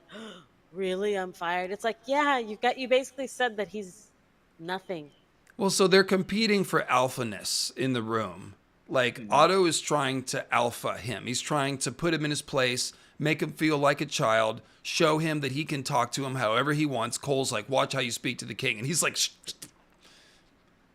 I'll speak to my grandson however I want to, you know? Yeah. So even at the end, that's what he was trying to do. He's like, you wouldn't dare. He's still trying to alpha him, and Aegon's like, no, I know that I'm in over my head, but technically I have this power, and I'm going to make myself bigger and stronger by just flailing you with it. So I thought that it was a really tense scene because you can see that Aegon is overmatched, but because he has that authority, he's doing this thing anyway, which is obviously dumb if you want Team Green to win. Firing Otto is not smart. Obviously, the guy knows what he's talking about. Yeah. Otto was trying to have that moment that Tywin has with Joffrey when Tywin starts walking up the steps to the Iron Throne, and then he looms down over Joffrey as he's sitting there, and he says, "We can arrange to have you carried." He was trying to have that moment, but he didn't have the gravitas of Tywin to get it through with Aegon, because and a Aegon's decade difference between Joffrey and Aegon. That too. So it looks like Otto's dismissal is winning, but Cargill Bowles got a lot of love too. Not enough love for 50 Shades of Green. Shame on you guys. It's a great scene. Riveting. Very exciting. Anyway. Shame. That was just some peak villain right there. That's what I say. Even the fire in the back, it was like dark with the firelight, and they're embracing, and they've just been hitting, like she's just hitting him. Oh, it was dark. It was dark. Man. Tywin is more of a psychopath than Otto. Let's talk about that. People are saying, first of all, talking about adding Kristen to the villain's tourney. I didn't do House of the Dragon characters in the villain's tourney, but yes, he's a villain. And then the other thing was, what did I just say before that? The villainy of brain. Otto, Tywin. Otto and Tywin. As we talked about, Tywin, his first move is war crimes and atrocities. He kills thousands of people. He doesn't worry. He thinks that it's good. He's more like Aegon. He's like, no, people will fear me when I commit atrocities. Otto is much more balanced. Ambitious, yes. Ruthless, yes. But more cognizant of these things, and doesn't necessarily go to atrocities and mass murders as his first. He did want to send assassins to Dragonstone, so he is ruthless. But he's not like Tywin is working out some issues with the Reigns of Castamere, okay? Like there's some emotional stuff there. So anyway, let's go ahead and close this poll and catch up again on the super chats. Thank you guys. Yeah. Well, yeah, going back to that super chat someone said before, like, all wars are personal to someone. Yeah, with Tywin, the Reigns of Castamere was personal. Very. And he was pretty young. He was a teenager when he did that. So Aegon getting paranoid in the small council that the traitor could be in the room now and gave Maester Orwell that look felt like another nod to Grand Maester conspiracy. Oh, I didn't even think about that. He's kind of giving him a look like, you know, maybe he has suspicions about his father's care. Mm-hmm. That's interesting. We'll have to see if that continues. Yeah, we read that one. 2 bodies and 1 soul. Yep, well said. That was a great line. Will the show pull a Barristan with Westerland? It might. That's what I'm saying. I'm waiting for him to pop up somewhere. I don't think he's just disappeared. Westerland. I don't think so, because what original Game of Thrones did with Barristan. So, a little behind the scenes. I don't know the name of the actor who plays Sir Barristan, but I do know that he had read the books. And he had gone to D&D talking about the books and he had ideas about what he would do with Barristan's character, because he was set up to think that, when Dany leaves Meereen, Barristan's going to be in charge, because that's what happens in Dance. And D&D, their response was, that just made me want to kill him even quicker. D&D were completely disrespectful to the actor. And they wrote Barristan off as in a way that reflected that. I don't think Ryan Condal is going to be that disrespectful to his actors, so I don't see a Barristan. I thought he meant Christopher meant that like in the sense that he's dismissed by Joffrey and shows up to serve Dany.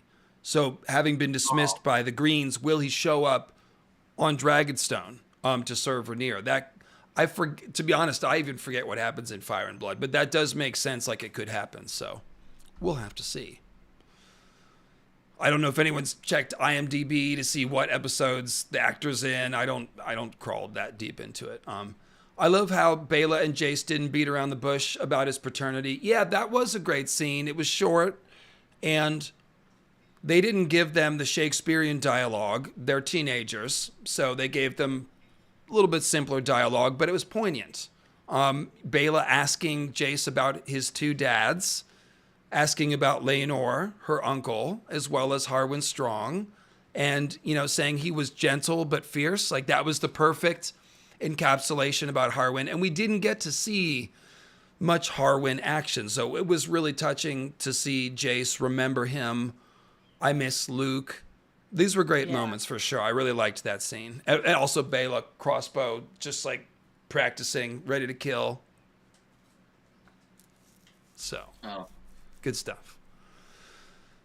Biggest out alpha fight since Varamir versus Summer, Maester of Tinfoil says. Yeah, it was definitely a throwing the Lightbringers on the table, Lightbringer measuring contest, however you want to say that. So, Alfred Broom, assuming Rhaenyra did it, good setup. Okay. Well, we don't talk about setup for future things, but yes, they're very good at building character. People will do things later, and now they're just in the scenes, and they give them little bits of dialogue. And much like Eric and Arik was well set up all through last season. Otto looked like he aged 20 years after the firing. He always looks disheveled. I'll have to go back and look, but I saw him aging. He was aging 20 years in the scene, I think. That's so funny. He always looks disheveled. Wind blown. He just got fired for a second time now. Okay, so let's... yeah, he gets fired a lot, but he gets rehired too. He's like a boomerang. No shame. So, scene of the week, we did that. Loser of the week. All right, this is our new segment. Loser of the week. Who lost? And this is in terms of individual characters who lost the most. I'm going to say Daemon. Oh, man. You stole mine this time. Well, you stole mine last time, so pick another thing. Tim, who's your pick? I'll give you second medals. Poetic. If we agree, we agree. I guess we can do that too. But to be interesting, who else lost? I'm going to say Kristen Cole, because while being promoted to hand on the surface seems like great, it's actually terrible. It's terrible for him because he is not made for that kind of role. He's barely made for the role that he has as Kingsguard already. Like, this is a terrible man for this job. The chat is mentioning the rat catchers. That was going to be my answer again. That can be your answer, Nettles. My answer is a specific rat catcher, Cheese. And it's because that's... Why not the innocent ones? No, yeah, Cheese. The rat catchers as a whole. Cheese. Because a lot of times when characters make these sweeping decisions like Aegon did, we're like, which rat catcher is it? I don't know, just a rat catcher. All right, hang them all. Usually that guy ends up getting away anyways. And so it's seldom that you see that, like, hey, you really did end up catching Cheese. So I like that touch. That he's a loser. He did get caught. Okay, so yeah, I guess he's you're a loser. You got biggest winner of the week. The rats. The dog got vengeance. What was the dog doing there? The dog had to see him. Nettles, Maester of Tinfoil, who is a beloved member of our Discord, big fan of your comments tonight. Just thought I'd let you know. I love Maester of Tinfoil. There you go. But yeah, the dog was watching him like, yeah, I'm going to watch you. I'm going to watch you strangle. So Greyways, Tim, to expand on your point, Cole got over promoted. And has a very hard job that he's obviously, like when Aegon was like, give it to Cole. He's like, Your Grace? It's like, I'm just trying to cover up an affair and get myself out of trouble. You want me to be hand? Okay. When you lie on your resume and you get the job, I have no idea what I'm doing. Cool. And Cheese's dog gets a mention. Good job, chat. I'll try to do a better job as soon as I ask the question of reading your immediate responses. That's what I should be doing. I'm still getting the hang of it. But yeah. Cheese's dog. That does show. It shows that we're not getting any type of kingmaker. This is a different Kristen Cole. Oh, I love how they use that when Aegon is like, "Oh, he made me king," and Otto's like, "Is that what you think?" Yeah. That was nice. Yeah. That was nice. Very well. Again, Sarah Hess cooked. I will not hear any more Sarah Hess blasphemy. If you're a Sarah Hess hater, feel free to leave a comment. The comments help. Appreciate that. But I don't expect me to agree with you. Not after this episode. So, Rhaenyra the Cruel, official episode title. Oh, interesting. I thought, okay, so the funeral procession, there was one camera angle where they were right behind the body of the child on the bier. That was in close. Right. And behind, you see Helena and Alicent looking down, and you can see that they're forced to stare at the body of the boy the whole time while the bloody crier, Cleo cries, right? It's like cute, is standing right next to them. So she's not even 50 yards ahead. He's right there. So they have to be mindful, like, this is political. We're selling this for all it's worth. There's your dead son. Like, they really made us feel that awfulness for Helena. So I won't call her loser of the week because it's just too tragic. I don't like calling her a loser. And obviously the thing happened last week. But as far as sympathy goes, we sympathized with Helena deeply, no question. Do you think Helena was comforted by some of the people in the crowd? Maybe. It looked like she was taking some of that in. What do you think? I think she was more overwhelmed than anything. Probably. She definitely was overwhelmed. So yeah, allegedly the scene at the end was meant to be longer and more animalistic. So I was wondering if that, because if you watch the Alicent video, I talked about it. She said there was an intense sex scene that got cut.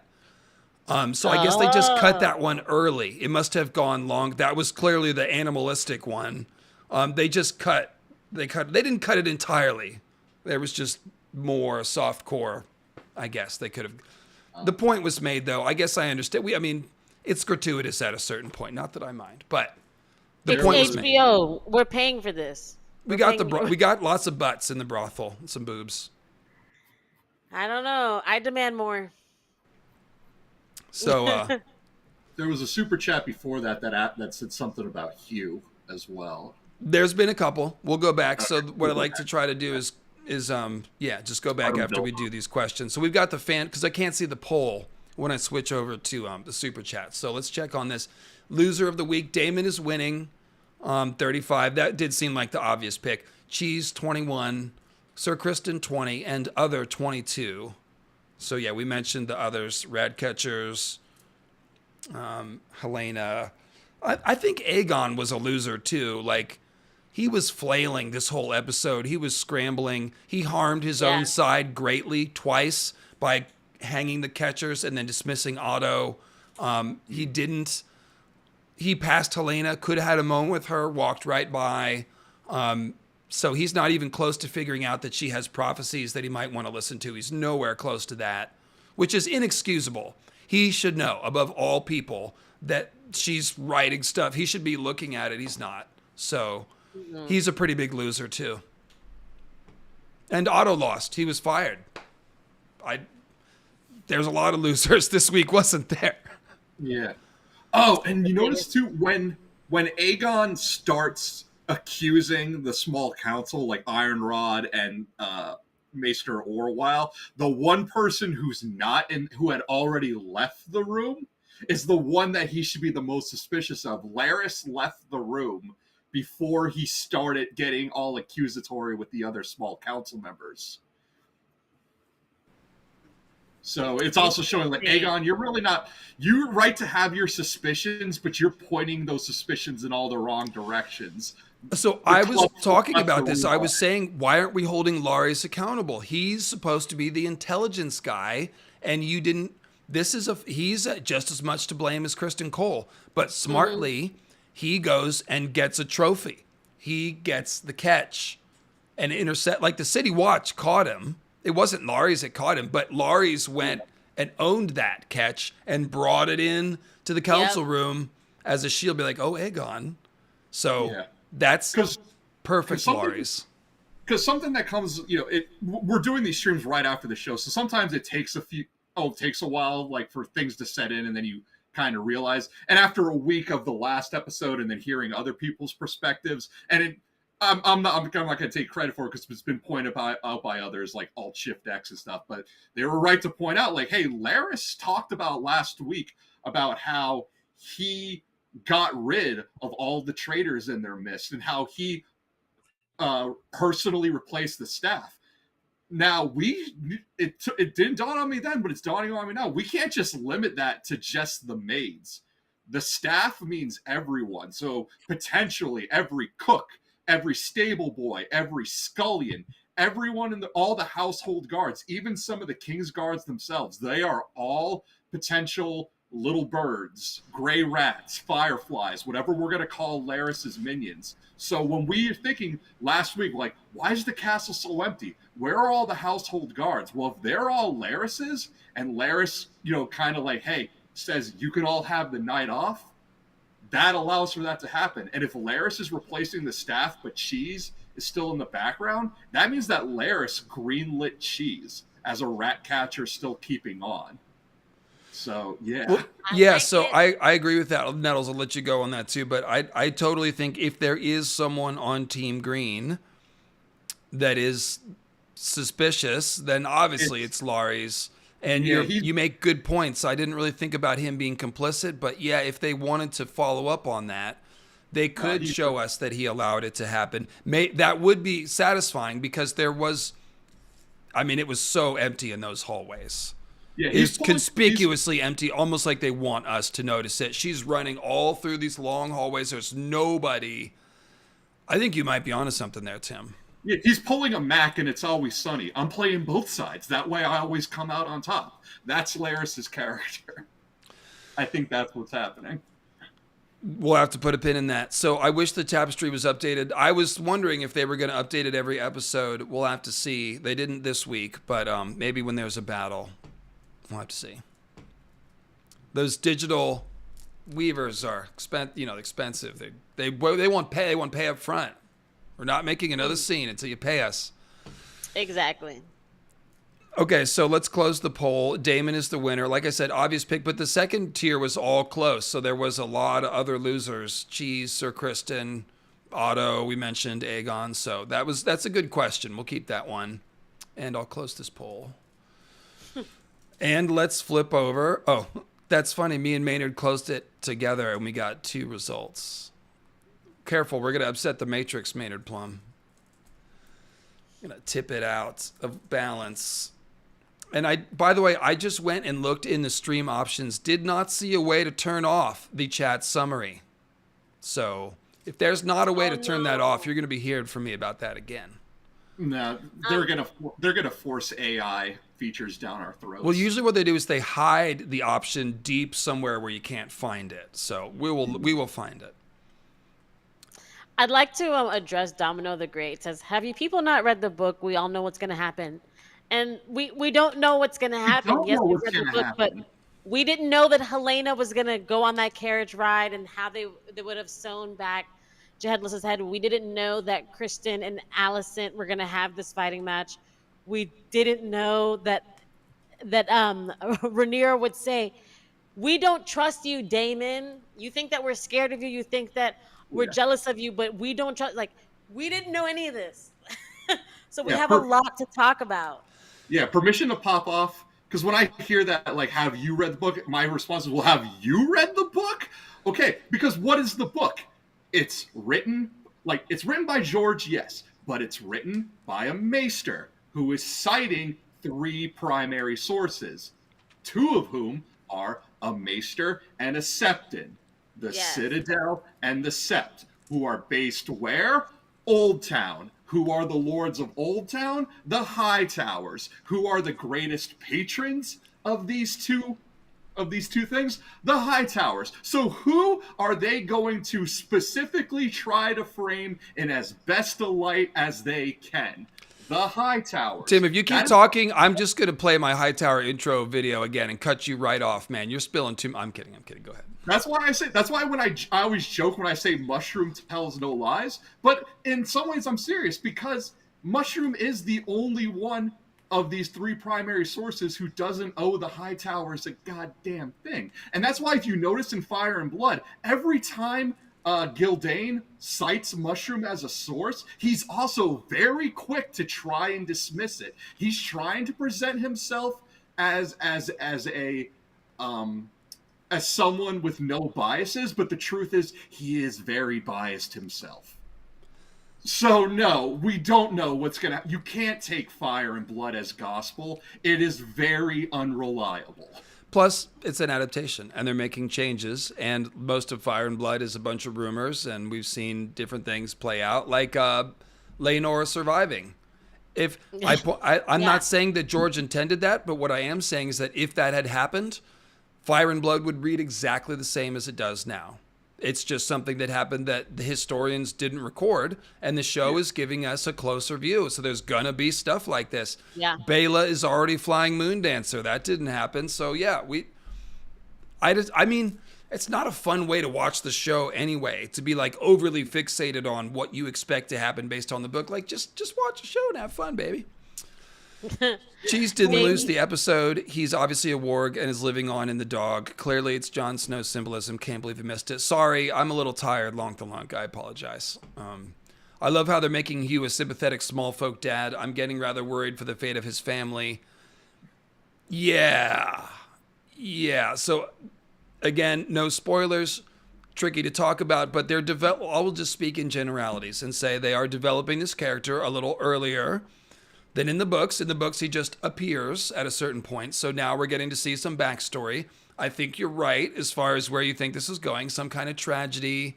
Because right now he's a very nice, caring, gentle person. And we're expecting him to evolve a little bit, shall we say. So, yeah, I think that's probably a good guess. Something is going to happen to galvanize him. Because right now, he's a pretty chill dude. He's just peacefully advocating for the blacksmiths. He's not a major player in anything. He's just a guy. So we'll see. I like what they're doing.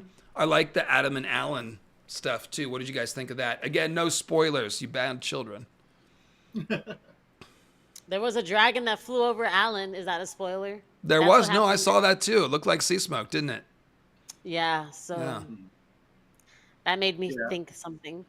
There's I heard a little da da da da da da da da. Or little saxophone, little catching eyes across the room there, maybe.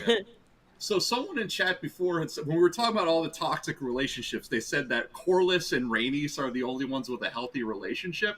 And I was thinking, maybe, until Adam and Alan show up, and then Rhaenys might start asking some questions. So I don't know. That fairy tale romance might be in for a bit of its own rocky road when the Whole Boys make their presence known. So our next chat poll question would be like, how many nights of the week does Rhaenys tie Corlys up to the bedpost? Because apparently Corlys enjoys that kind of thing. You caught that, right, Nettles? Sailor's knots. Sailor's knots. Oh, it's right there. Of course he likes being tied up. Catch me in your nets, my queen. I don't think it's going to mess up. I disagree with you, Tim. I don't think it's going to mess up the relationship. I don't think for a second Rhaenys is going to think like, oh, you cheated on me and made these grown men that are older than us. I think she'll see it as exactly what he says. History remembers names, not blood. Luke was the biggest blow to House Velaryon. That was the heir. So now he's on the hunt to mind his own business and mind his line. And Rhaenys knows this. And she'll let him have it. We're still kind of 1 week away from being able to really dive into what's going on there. But I feel like they've pretty much let the cat out of the bag. They're talking about he owes us, and basically one of them wants to seek favors from Corlys and the other is like, nah, we shouldn't do that. So interesting dichotomy there between the two brothers. Obviously both very strong actors, a lot of presence right away. I'm very into this plot line. Guys, tell me, what do you think of the presence of Adam and Alan, whether or not you know where it's going? I think it's pretty impressive. So I don't want it. What do you mean? Alan. That's Alan. Yeah, that's Alan. right. Right. I Oh, don't right. want Okay. it. Yeah. That's what I think of him. I'm like, boy, shut up. I do not feel sorry for you. Skulking around like, oh, I'm humble. I'm humble. Get the inheritance or not. Like, Yeah, get that bag. Get that bag. Well, but that's what Corlys was too, though. He's a self-made man. He built High Tide by himself with his own hands and went on 9 voyages. So some of the same sort of character qualities here. It's like I'm gonna do it myself. Also appreciated the horrors of war. Like, oh, there's a war brewing, a real one. Not sure I want to be in that. What did you think, Nettles? practical. I agree. And yes, someone who's been in war isn't eager. They're not going to be, like boys of summer, idolizing it. I think that's the best set on the show. The ship, that shipyard set is just, it's so real and palpable. That's a real ship. They built the whole. Oh, really? Yeah. I I mean, did I don't know not if you know could that. see worthy, but like it's not CGI. It's not fake. It's a real. They built a friggin' ship, and that's why it looks so good. That's cool. So they better use it then for the season. Well, that's why we were there again. I think pretty much all the conversations with the Valarians are going to be next to that ship, having built it now. But that's one thing they're doing a lot more of this season. Like King's Landing is 5 times bigger, fully, the set than it was. And we saw the shot, the overhead shot during the parade, where the people are on the overpass and they're looking on one side and then they run over to see the other side. They're doing those shots now because they have whole blocks built. So if you watch the behind, the house the dragons built, they'll show you all that stuff. But it's pretty cool. Yeah. And already we've gotten some interesting cinematography as a result. Yeah, but I agree with Nettles. Like, this is definitely the Green Boys of Summer have never seen a real war. Looking back on it, I feel like that was the whole point of the Stepstones in season 1, was to give us a taste of war. It's a war, yeah, but it's Corlys and Daemon. It's the armies that these two men can personally muster, and they're fighting the crab feeder and just his portion of the triarchy. This is not state-sponsored, all of the kingdoms fielding armies. Like, no. This is going to be war on a so much larger scale, fought by men who have grown up in a relatively long period of peace. Daemon and Corlys's little thing in the Stepstones is not going to hold a candle to the carnage that we're going to see when the real war starts. Yeah. You're muted, Dave. Oh. Thank you. I was just saying, I got a couple. I haven't been saying the PayPal too much because we got so many questions. It's easier to have them all coming in here. But I did get a couple PayPals. Jacob was asking, I said last week in regard to my brother passing, I thought we would have at least a week between difficult brother scenes. This one hurt just as much. Yeah, there's some gritty stuff that they're doing for sure. So it's a very adult show in that sense. And I really feel like they did a good job showing the grief. Showing, like last episode, we all talked about Rhaenyra's grief, finding Luke, or at least, his clothing and the dragon's wing, and how that really connected us to last season and really made that tragedy real. Like when the dragons are fighting, it's exciting, horrible. And this is a different horrible. It's the slow, the aftermath horrible, to use the title. And they did the same thing here with showing all the layers of grief to Helena's son, Jaehaerys, being killed. Like the episode opens and we're around the Red Keep and people are rushing and we see people's reactions and the rage and the grief. So they've done a really good job of connecting us with these deep emotions. So I'm not surprised that, if you've gone through something in your personal life recently, maybe give yourself a hug and take a nice stroll in the park tomorrow, get some sunshine and call someone you love. And, it's an intense show for sure. Yeah. So somebody mentions C342, the droid, disappointed by the lack of reaction to Aemon's part in all this. Otto's phrase about being blind in the book was something I really look forward. Well, some of that energy got channeled against Aegon here, but I will say that Aemon is a slowly burning fuse in the background. They've only given him a couple scenes, but they've built some interesting stuff. They've established in the first episode, he strolls into the council meeting like he owns the place because he has Vhagar. He points right to the board, we need to do this. So we can see he feels like he's in charge. He feels like everyone else can talk. I have Vhagar. That's what it's going to come down to. So that's one seed planted. Now we see he's got this emotional side. He's a little bit of an emo boy. You know, he feels sorry about it, but hey, you know, what can you do? He's got to be the tough guy now. So just wait. We're going to get an Aemond episode here at some point, and we'll talk about him for a long time. But he's in the background so far. Yeah. Although I will agree, like, we got good book quotes this week, but yeah, last week, you only lost one eye, how could you be so blind? That is a line that definitely should have made it to script. I don't know why it didn't. I will allow that, yes. So I want to change my mind about what I said before. Feel free. Or maybe just offer a different perspective, because at first I said that young men who look for mommy fingers in mates, that they might be messed up and they need to heal from something. But I don't want to spoil, but I just want to say one name. I just want to say Alice Rivers. That's it. It's not spoiling anything. But that just reminded me that Aemon being seen with this specific sex worker is not out of character because of that name I just said.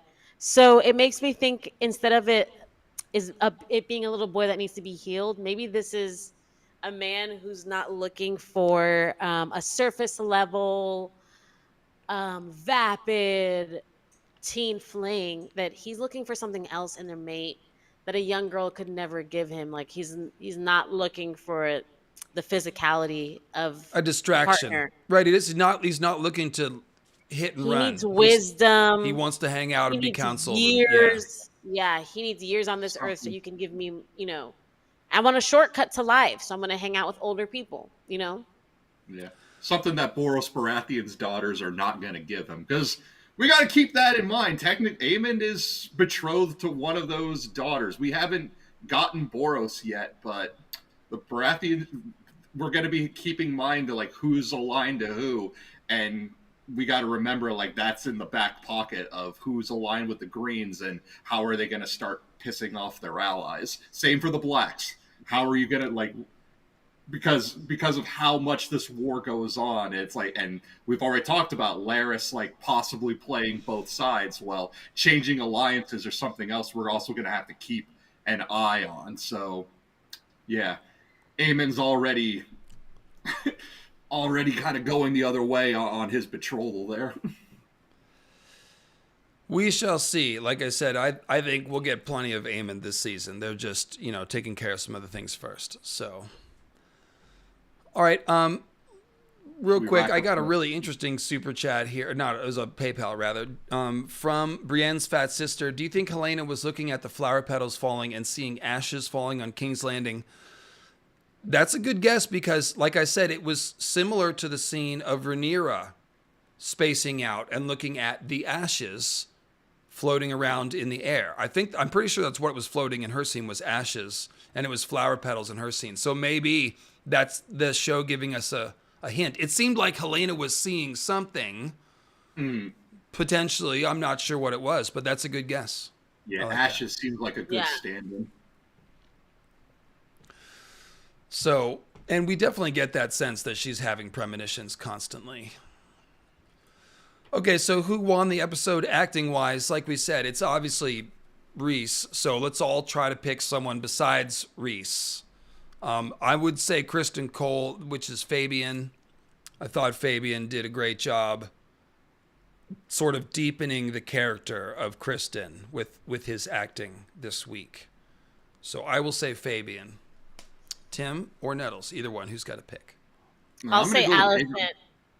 Allison. I just wanted to say it before you took it. That's where I wasn't gonna go. I was gonna say Aegon again. Tom's performance as Aegon. Again, running through all of the emotions again for a second week in a row.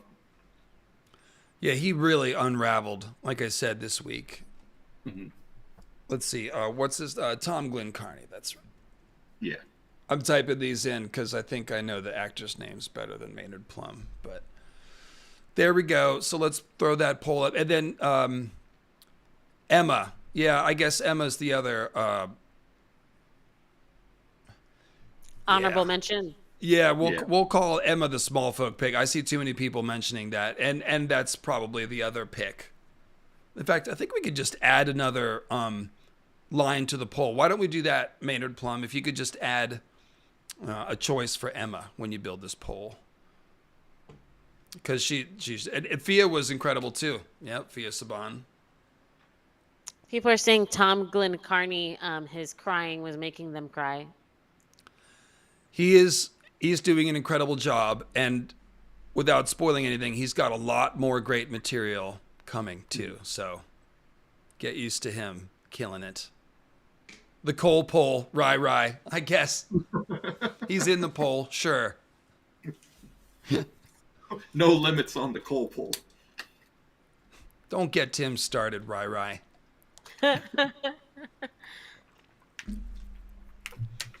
Hey, if I'm remembered for any contribution to this fandom, I'll be happy if it's Cole Paul. I'll take it. Just like That's Allison a good did. one. Mackenzie, we talked about that scene earlier. The Allison walking in on Aegon and walking back out. It's a fractured relationship. And I was a little surprised. I expected her to go for the motherly thing, but I guess it shows us that she's kind of given up on it, maybe. I don't know. She doesn't know how. Yeah. Even if you want to. That's the sadness of people who can't connect, is they want to, just don't know how. Yeah, I think that's right. I just saw that gotta pay the Cole toll. I know. Cold. You gotta pay the Cole toll if you want the Queen's hole. If you want protection, you don't need a dragon. You don't need any type of money. Just pay the Cole toll. Things don't generally go well for the people who try to play the High Lords games. I can understand not wanting to try and get anything out of Corley's. Right, to talk about Adam and Alan. Yeah, that's a good point. Begging for favors from High Lords. Yeah, you're sort of asking to get roped into the Game of Thrones. And that fits what he was saying, like, oh, there's a war coming. I don't know. Yeah. Good observation. Yeah, that goes into that. The only way to win is to not play. Yeah, pull a Laenor. The Laenor option. The Duncan Prince of Dragonflies option. Yes. I wonder, someone says, I wonder if that's the first time Alicent sees Aegon cry as an adult and she suddenly doesn't know what to do. Please talk about the hot milk in the brothel scene. I missed that. Is there some Clockwork Orange milk going on, or what's going on? I missed that. Do they mean MILF? Yeah, is that a typo? Did you mean MILF? We need a clarification, Abby. Come on. Allison didn't want to be a mother. She did it because she had to. Right, she's like a teen mother, kind of. Yeah, right, exactly. I don't know exactly how old she was, but effectively, They said that a servant brought a cup of hot milk for Aemond. Well, that's disgusting. That's some serial killer shit. It definitely makes me trust Aemond less. That would be a nod to Clockwork Orange, then. A bit of the ultra violence. Yeah. I'll take some of Pycelle's iced milk, thank you. Actually, no, it's too sweet. Ned said it was too sweet. Y'all didn't cry when Tormund was drinking milk. Tormund Giantsbane. Yeah, he said he would make a great pitchman for American Strong Bones Association or whoever pushes milk. I don't know, milk produced. Yeah. Let's check our poll. So Tom Glencarney with a surprise 66%. Gee whiz. Olivia, get out of here. Fabian Frankel, extra get out of here. Emma with 24%. Wow. All right. And of course, Otto, we agreed ahead of time. Rhys Ifans just owned this episode, so that's why he's not in the poll, if you're wondering. Because he would obviously win. But Tom Glencarney with the strong second place finish. Milk of the poppy. No, that's not what we're talking about. That's not milk. You're right. No, that's different. No. No, but it does seem like they are giving these like subtle horror references with Aemon. Like last week, when I asked if people thought like, does Aemon know what Allison and Cole are up to? And I was thinking of it in like, I don't think he knows because, and I brought up the Pink Dread, and I was thinking because Aemon has Carrie vibes to him. Like he's not dumb, but there definitely is that vibe of they're all gonna laugh at you. So for them to be doing the milk thing, if that's a nod to Clockwork Orange, if they're giving, so yeah, so Carrie vibes, Malcolm McDowell vibes, like yeah, I could see them playing. George And of course, loves yeah. sorry, George loves doing tips of the hat to things that he enjoys, music, movies. So Ryan Condal being the same type of nerd who would do the exact same thing, I see it and I'm all for it. Well said. Aemon is definitely ready for a bit of the old ultra-violence. And I think I mentioned Clockwork Orange with Aegon. He has a little bit of a Clockwork Orange look in one of his pictures. But yeah, the milk that's definitely, I mean, it's a very obvious reference. Mommy's milk as he's cradled. There it is, Ollie Reed. It adds to the mommy vibes. You're totally right. How did we miss that? Well, that's what we got you, chat. As I obviously recover from my whatever I did off camera. I'm not sure what that was. So yeah, this poll is clearly Tom has won that one.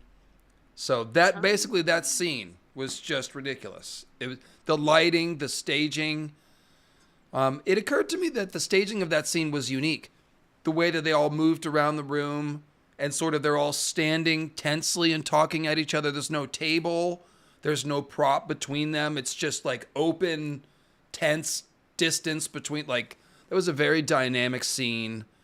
Reese's like his facial contortions and his speech delivery. Cole sort of standing there stiffly. Like this show is succeeding. I don't know. It's not perfect. Some things we can nitpick, but like what they're giving us is pretty good. I really feel like so. Don't have any deeper point than that, but just that scene killed. And it was very Shakespearean. Yes, we said that earlier too. Definitely was. So let's go for I feel like we need to go ahead and just stop and talk about the Emma, or not the Emma, the Rhaenyra Daemon scene. We've gone through some of these here, and let's just dig into it because, man, I felt like it was really successful because both actors had a point. Both characters had a point. Rhaenyra had more of a point, but Daemon was also making some points too, and he was sort of giving his perspective. So I feel like that's what makes a good conversation, a good tense conversation work, is showing that each character has different perspectives. They're sort of talking past each other a little bit. They have different things they're trying to stress, and Daemon is sort of missing what's happening with Rhaenyra's like processing and evaluation of him. So what I mean by they're both right as far as when they're talking about the past and Viserys, Daemon is correct that he made Rhaenyra his heir partially as a way to disinherit Daemon because he didn't trust him. And Rhaenyra is right saying, you know, Daemon, he wasn't afraid of you. He couldn't trust you, just like I couldn't trust you. So they're sort of like talking about the same thing, but they're characterizing it differently. They each have a valid perspective. It was very revealing to where they're each coming from, and you feel like you understand the situation better.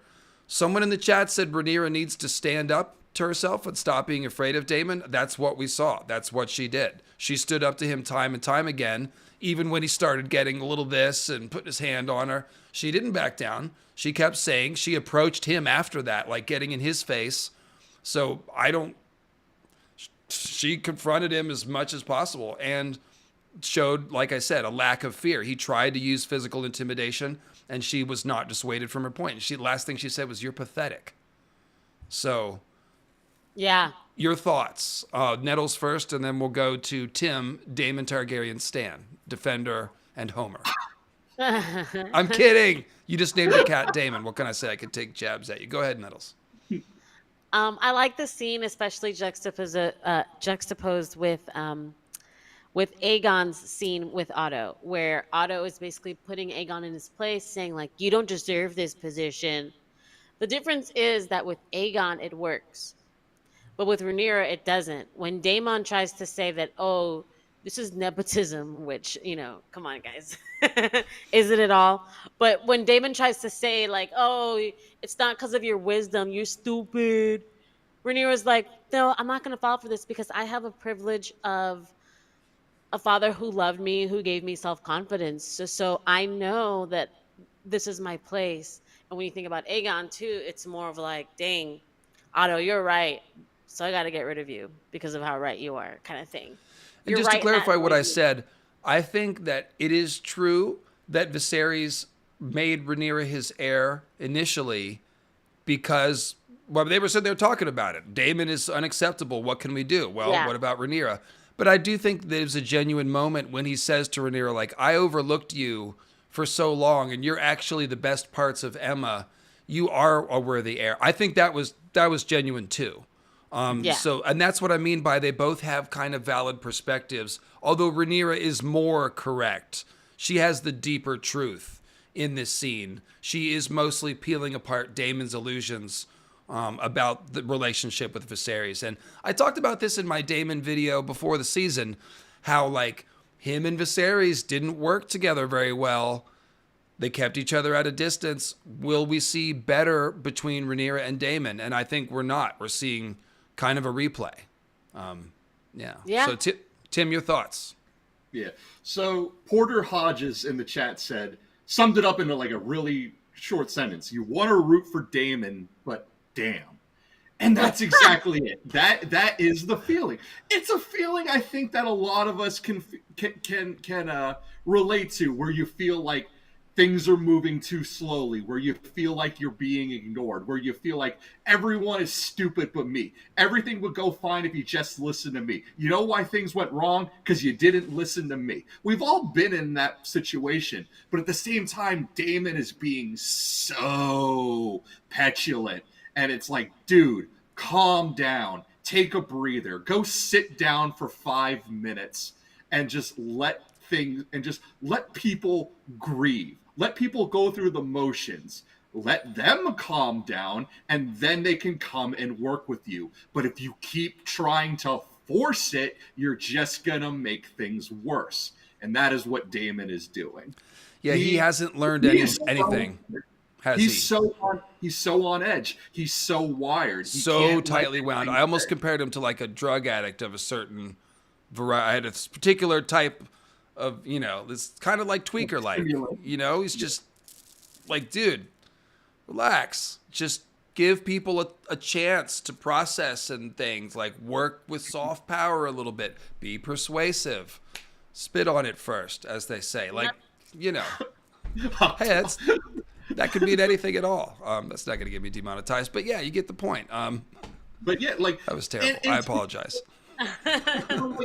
It becomes apparent to both of them. It's like they need a break from each other, and Daemon getting the out that he needed to go to Harrenhal, like that actually is it. But that's also, but of course that also opens the potential for new problems of the distance, and now you don't know what either one is up to. At least before, Daemon had plausible deniability with the whole, I sent them to go after Aemond. I can't control what they do after that.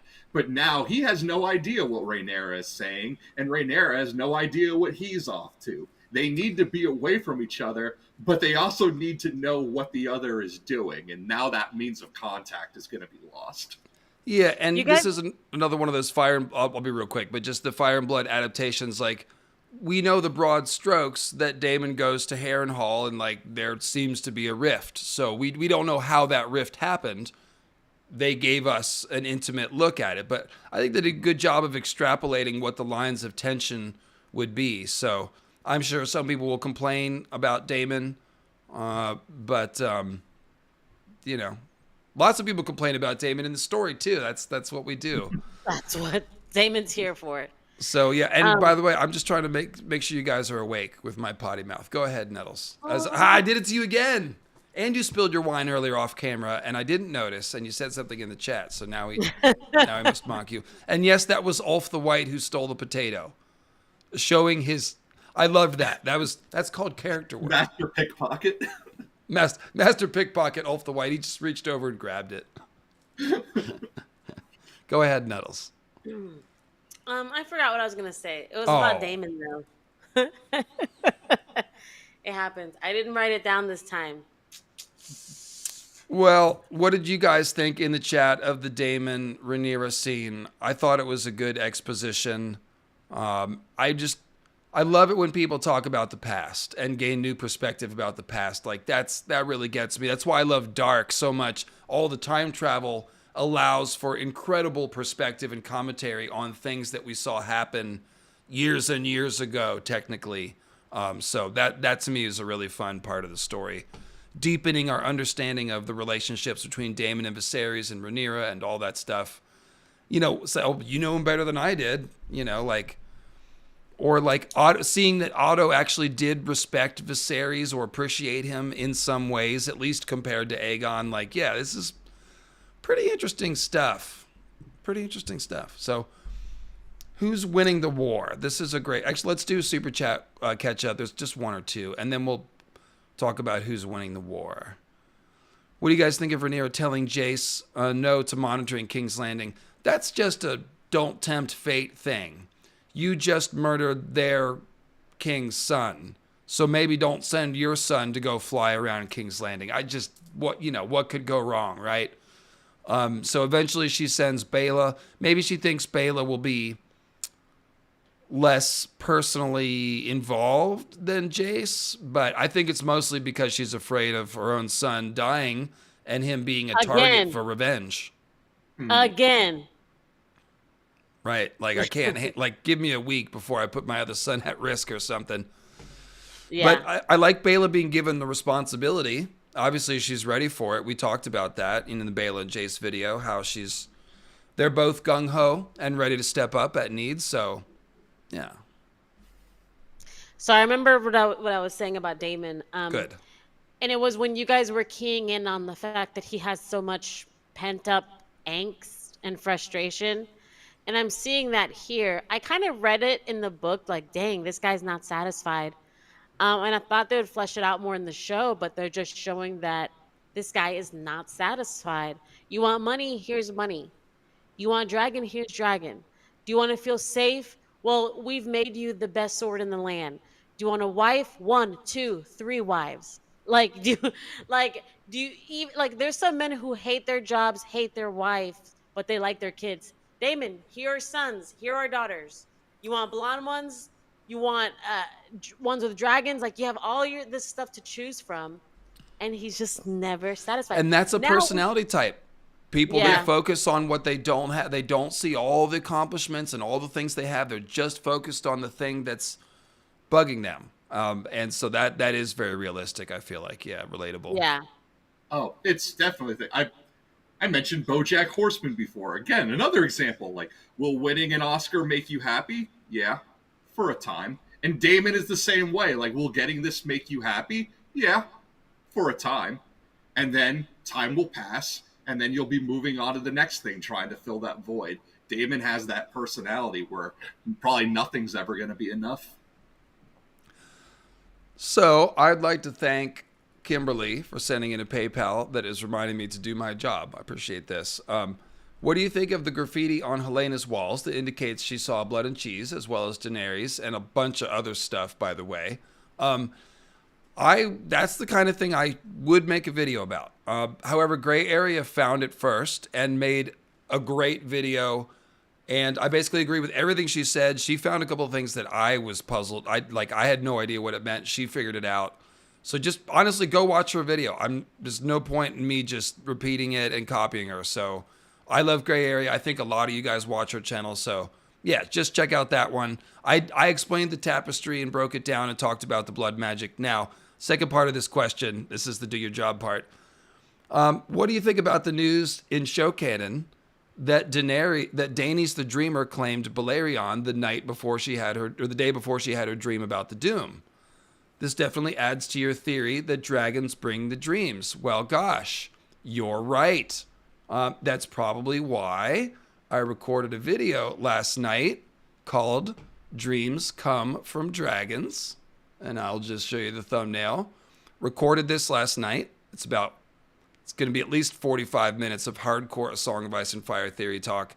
I went some places. You are right. This does add to my theory about the dreams coming from the dragon, since she bonded with Balerion and then had the dream that night. And by the way, this is taken from a prop book that's sitting in Helena's room or somewhere. I forget. This is on the behind the scenes. And it's in High Valyrian. The thing is, the passage is just a passage from the World of Ice and Fire with an extra sentence in there. So this isn't something they made up for the show. This is something that George wrote that didn't make it into Fire and Blood or the World of Ice and Fire. So I'm pretty sure this will be book canon as well. It is not technically yet, but I suspect that it will be. And it makes sense. It's a cool idea. Like, of course, Balerion would be young, and of course, dreams and dragons, the dragon bond, they're tied together. So yeah, I've got a whole theory about it. It'll be coming late next week. I'll do one hot dragon video like for Tuesday or Wednesday, and then I'll give this to you on Thursday or Friday. So thanks for reminding me to promo my own stuff that I worked on only 12 hours ago and forgot about. So that's coming. Yeah, don't threaten us with a good time. That's what we do. That's what we do. So thank you, Kimberly. And then also Samantha. Oh, this is just another eyebrow comment. You know, Samantha. I have an eyebrow fan club. So, yeah. Anyway. Didn't start reading the books until earlier through the year. Your icebergs and their content are fantastic. Big thanks. Yeah, people love the icebergs. Gonna do more of those. It's good branding. Okay, so, Ark's cloak represents the soiled knight. Yeah, that whole speech, we talked about that, but we can go back for that. Kristen obviously projecting his own soiled cloakness onto, but he, of course, was looking for a reason to get into him about the other thing, not the cloak. But it was a good chance to draw out the symbol. Like I said in the Alicent video, that is Kristen's literal cloak of righteousness and also his symbolic thematic cloak of righteousness. It's both. So I love that they drew attention to it. Step down, pretty. Thank you. Okay, so who's winning the war? This is a great question for the week. I think it has been very close the last 2 weeks, slightly in favor of Team Black. So let's review real quick. Let's recap the major things that have happened. So Team Black kind of lost Daemon. Not exactly. He's going to do something to take Harrenhal, which is an objective, but we don't know if he's working with anybody anymore. So he is kind of loose cannon now. And him and Rhaenyra obviously have had a falling out. Rhaenyra has also taken the hit of wearing the dishonor of this murder of Jaehaerys that everyone's blaming her for. Over on Team Green, Otto has been demoted, which is a major weakening of their strength. Aegon and Kristen are empowered. They're obviously rash and have bad judgment and all kinds of rage issues. So those are definitely losses. Both teams are kind of reeling here. Who wants to go first? I need to think about who I think is winning at this point. It's such a mess. Green, you think? Green. And what's your reasoning? Yeah. They still have the upper hand with having Aegon's butt on the throne. Anyone who has their butt sat on the throne, you have the upper hand. And then they have the optics because they just paraded this beautiful baby for everyone to see. And yeah. And by the way, we could just, Maynard, just put this question straight to the chat, who's winning, and we'll just record who they say. Also, Team Green, they wore the dishonor of the execution of the rat catchers, which is smaller, but it's a local King's Landing crime that will, have effect. I think, boy. And then also the Kingsguard, they each lost to Kingsguard there at the end. I think Team Green took the bigger losses this week because firing Otto and putting Kristen in charge, I think, is worse than having Daemon off the chain. Because Daemon, he wasn't like the smart guy on the team like Otto is. Daemon is experienced, but such a loose cannon and so hot-headed. Rhaenys is like the voice of judgment over there. So I'm going to say that Team Black is winning only because Team Green demoting Otto is a bigger loss. But it's just who took the bigger loss this week. Nobody won anything, really. Tim, your thoughts? I'm going to say Team Black. Yeah, Daemon is a lone wolf looking for trouble, but like you said, he's not exactly the brain of the operation. He's not stupid, but he's definitely more of the muscle role than the brain. And he's still going to, even though he's off the chain, he's still looking to fulfill that muscle role. Whereas Team Green is imploding right now, dismissing Otto, hanging all the rat catchers, putting them out for everyone to see. And they have a rat in their midst with Larys. Larys potentially playing both sides. Team Black may have their own rats. Don't know, but they're definitely... Yeah. If they do, but it's not as pronounced as Larys. Larys is someone that everyone should obviously be paying attention. Like, Larys comes into the room, and it's like, man, it's so obvious that this guy is a villain. How come yous are not paying closer attention to that? Because they're all villains, Tim. There's only villains here. Hell is empty, and all the villains are here. We're all liars here, and we're all better than you. Another great point, the blockade. Team Black is blockading King's Landing, and we are already seeing food prices go up. I love that. I had to walk 2 hours to buy one chicken at 3 times the price. That tells you next week it's going to be tense in King's Landing. So there was a super chat I saw. I think it just got lost in the shuffle, but it was asking about Hugh because Hugh's one of the things we haven't talked about yet. So maybe we can go to that. Okay, yeah. So Hugh being presented as a Smallfolk with an ailing daughter, and yet his wife did bring up that point. Like, we're already starting to see the economic factor, the prices of food going up.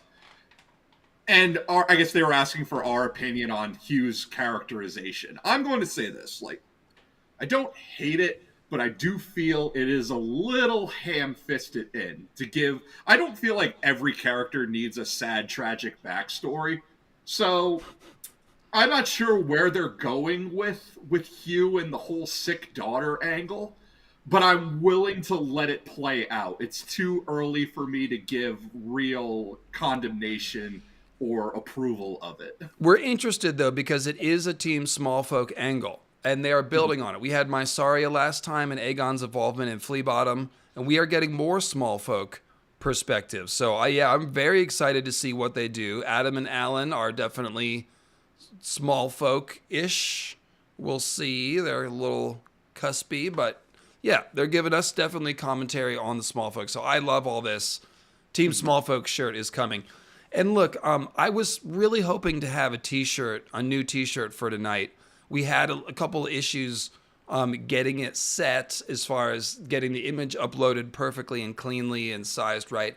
But let me preview this because I think we'll have it by tomorrow on sale, and we'll just wait till you see it because it's kind of topical to tonight. You'll understand why I wanted to have this ready, but it's more important to get it right. So we'll have it tomorrow, but you're going to be able to buy an ANOGRION t-shirt. It's good. It's the Dragoland playset, Freehold edition. So cute. Got the little Valerian sorcerer there, the slaves. It's we made the Lego set real, and this will be available on t-shirts starting hopefully tomorrow. Like I said, it's just a matter of some imagey stuff. So that is very clever. I didn't know. I don't have screeners. I didn't know that tonight was going to be the night that he smashed the Lego set, but I was hoping. Was that age 101 and up?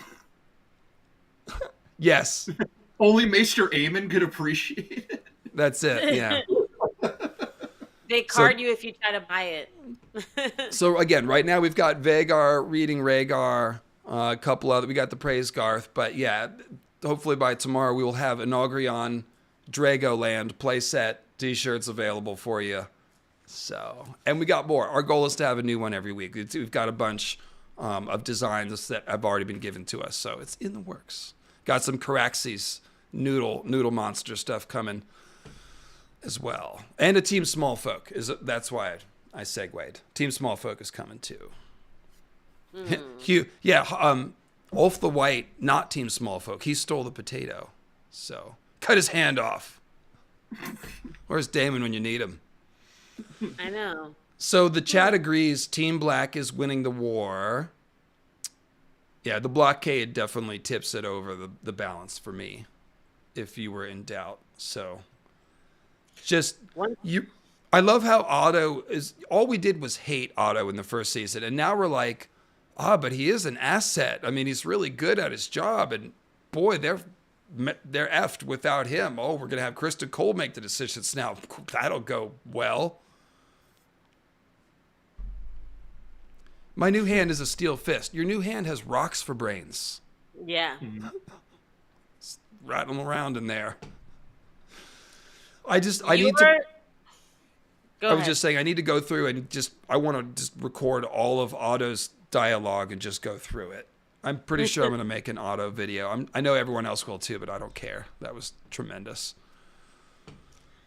Like every time they say Kristen Cole, I think about Beesbury and I think about Joffrey Lonmouth as two just examples of like, you're not good at your job, buddy. You're just not good at your job. You have no handle on your emotion. Yeah, he could have put Beesbury in check without killing him. He didn't even mean to kill him. He did it because he's just too rough. Like, yeah. So let us catch him. With Joffrey, he never stopped with Joffrey. He had a lot of time to stop. I feel like people are asking for super chats. I feel like maybe there's a couple back here that I missed. Let me scroll back.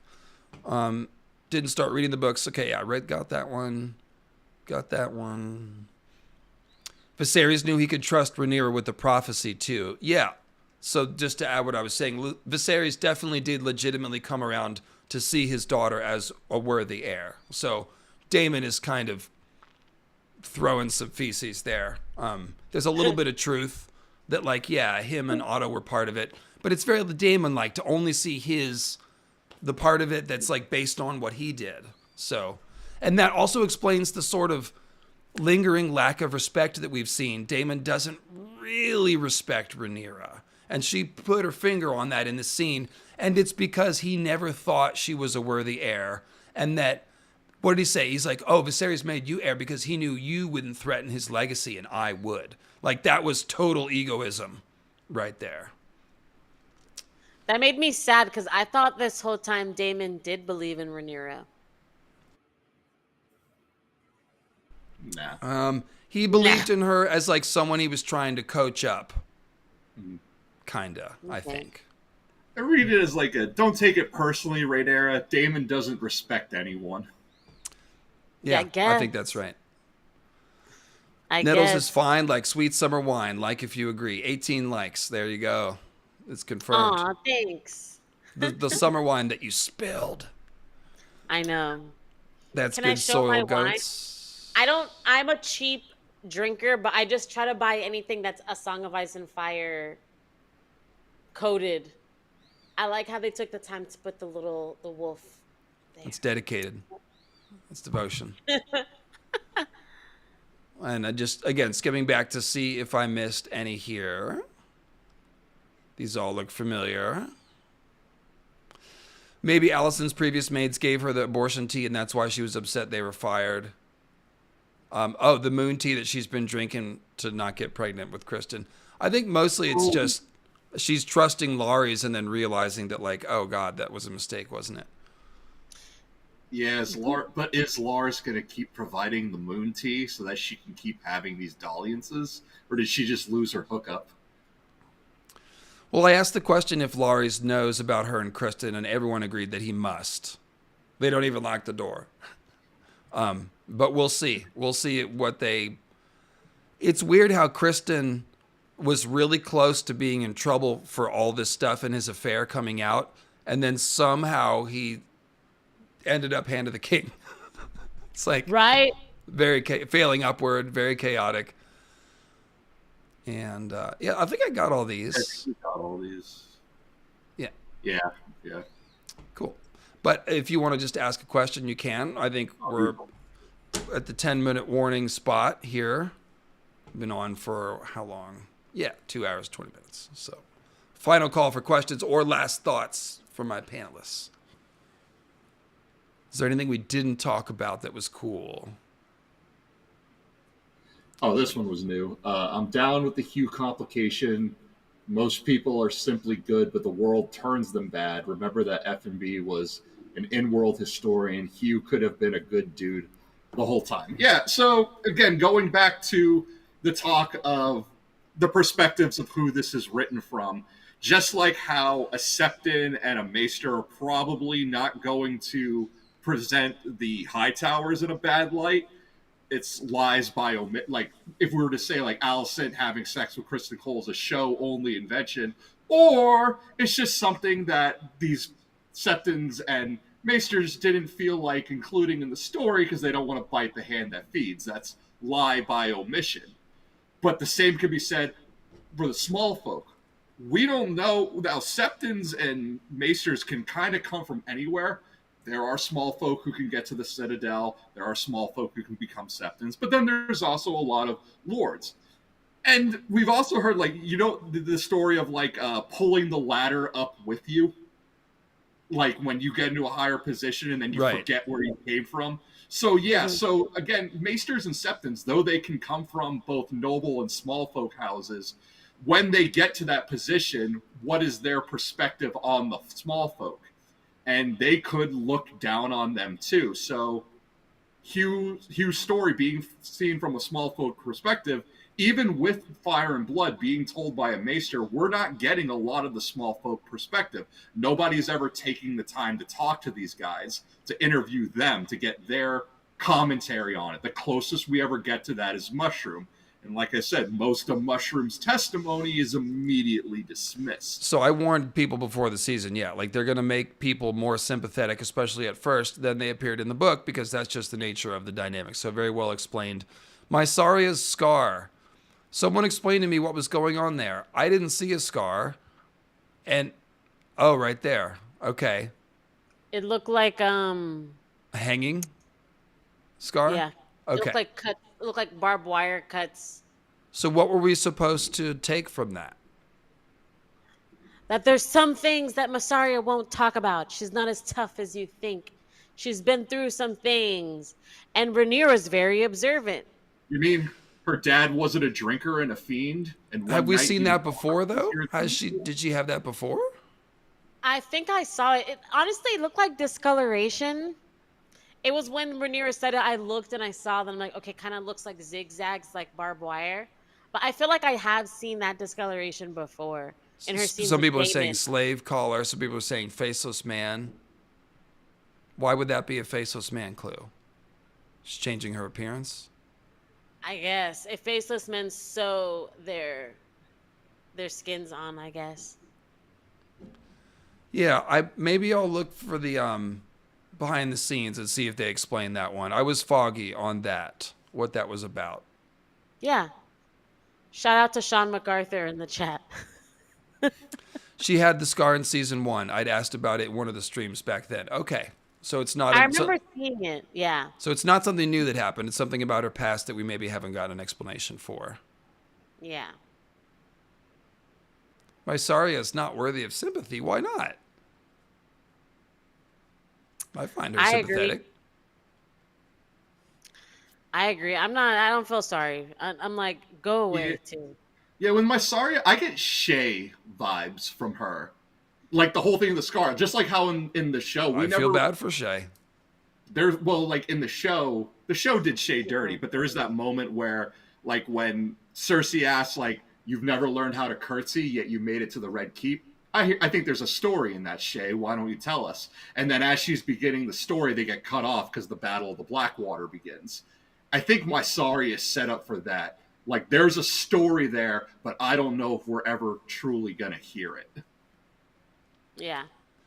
Well, I think Mysaria is more interesting this year.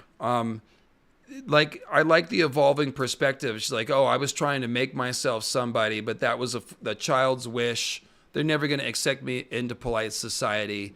I think they're showing that if she remains here in Westeros, she's going to turn to operating in the shadows. She won't be having a mansion that people can firebomb. She won't be trying to take meetings with Sir Otto. But like I said, I do interpret what's happened as her going back to the castle to warn somebody, probably Eric, that that something was up there. So now there's a reason for Rhaenyra to reward / trust her, and we'll probably see her get in with Rhaenyra now. So yeah, I think she. Go ahead. I just wanted to point out that all my notes I crossed out because we just touched on them. So I think that's awesome when you could come up with your own notes and then be on a panel where everything kind of gets crossed out. It's interesting because we specifically chose not to do the scene by scene format. We chose to do these sort of topic questions and, be able to read more super chats. But we still got all the scenes, I feel like, so. Mm-hmm. Dee-dee-dee. Yeah, Alicent bathing was also very, she just hesitates a moment and then finally sinks under the tub. It's just, You called it with all them showers. I was like, how many showers is this woman going to take? Eat, bathe, pray.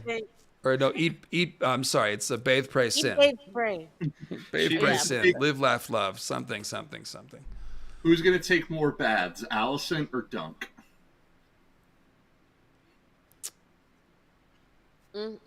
That'd be a hot scene.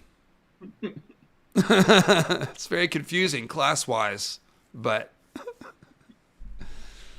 all right. Well, and of course, Dunk and Egg is filming and moving along and coming next year, and boy, isn't that exciting. So, yeah. I was just going to say rest in peace to the fun Aegon. I think the first episode was the only time we'll see him smiling into every room he walks into. He was walking around like Jack Sparrow, like, what do you mean? Like, everything's fine. Every day is good. I'm king. Life is great. And now, great call by Stephanie C in the chat. Sorry, Tim, I'll let you go ahead in a second. She says, I like how they showed the difficulty undressing without a maid, but she still can't trust any of the servants. You're right. She was struggling to take her own dress off because she doesn't trust anyone. Wow, I didn't notice that. Go ahead, Tim. All I was going to say was that's why I forced myself to get the King Jaegon video that I had in my mind out yesterday, because I knew fun Aegon was going to die today. And that was what I was about to say a second ago was I haven't shouted out your channel, so make sure you're subscribed to Grey Waist Tim and Girl Nettles. All you have to do is click on their blue names in the description. It'll take you right to their channel, but it's just how it sounds, Girl Nettles. Grey Waist Tim with an E, Grey, Grey, Grey Waist Tim, but you'll find it either way. So, yeah, check out their work. Nettles, you just did a stream yesterday, right? Yeah, roast of episode 1. I'll be doing a roast. That sounds relevant. Every week. Huh? You think you're going to do one every week? Yeah, roast every episode. Why not? Why not? Say all the things that you aren't allowed to say here. Yeah. I hand Nettles a list every week before we start of all the things she can't say. Mm-hmm. No, I don't do that. And I rip it up like Cersei. That's what you would. That's why I don't give it to you. All right. Who made the tapestry video? Oh, I made that one. That was me. Welcome to the channel. I do things like that. I like symbolism. So thank you, by the way. You guys, my videos did really well this week, and a big part of that was my regular subscribers clicking on them right away. And I mentioned that a couple weeks ago, so I really appreciate. Thank you guys clicking on it as soon as you see in your feed. It's like the best thing, even better than leaving a comment. Like as soon as you see it, boom, click on it, watch it. YouTube loves that. So just thanks, appreciate it. And yeah, like I said. No, you go. I always do the hesitate and then talk again thing. I'm so sorry. It is absolutely my fault. Go ahead, Nettles. No, I mean, all I was going to say is that as far as looking forward to next episode, I think that since this one was like more of a calm episode, next week it's going to be time for some action. Action. So I saw that Moondancer and the scene from the preview with Baela riding Moondancer is in next week's episode, which is not the scene that we thought that was going to be from, which is coming in week 4. No spoilers, but yeah. So Baela riding her dragon, that I mean, it'll probably happen multiple times, I'm guessing. But yeah, we're going to get some Baylor riding Moondancer next week. That's exciting. And yeah, I don't look too close at that because I'm just busy processing this week's episode. But Right. yeah. Yeah.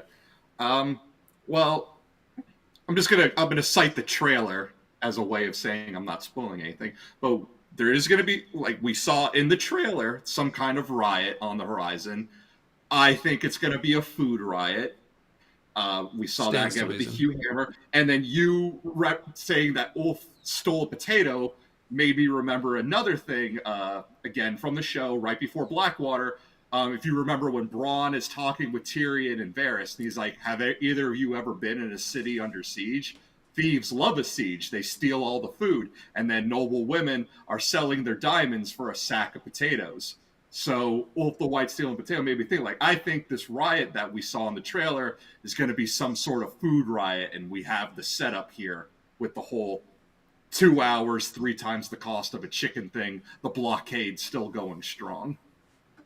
That'll be great. Yeah, that's a great call. And I think, again, that is the decisive factor right now. It's the major advantage that either of the teams have, is the ability to cut off supplies to the other team. That's a huge advantage. So Hugh, for the person that asked, Hugh is the blacksmith with the family and the kid that was sick, and his wife was talking about the food and all that.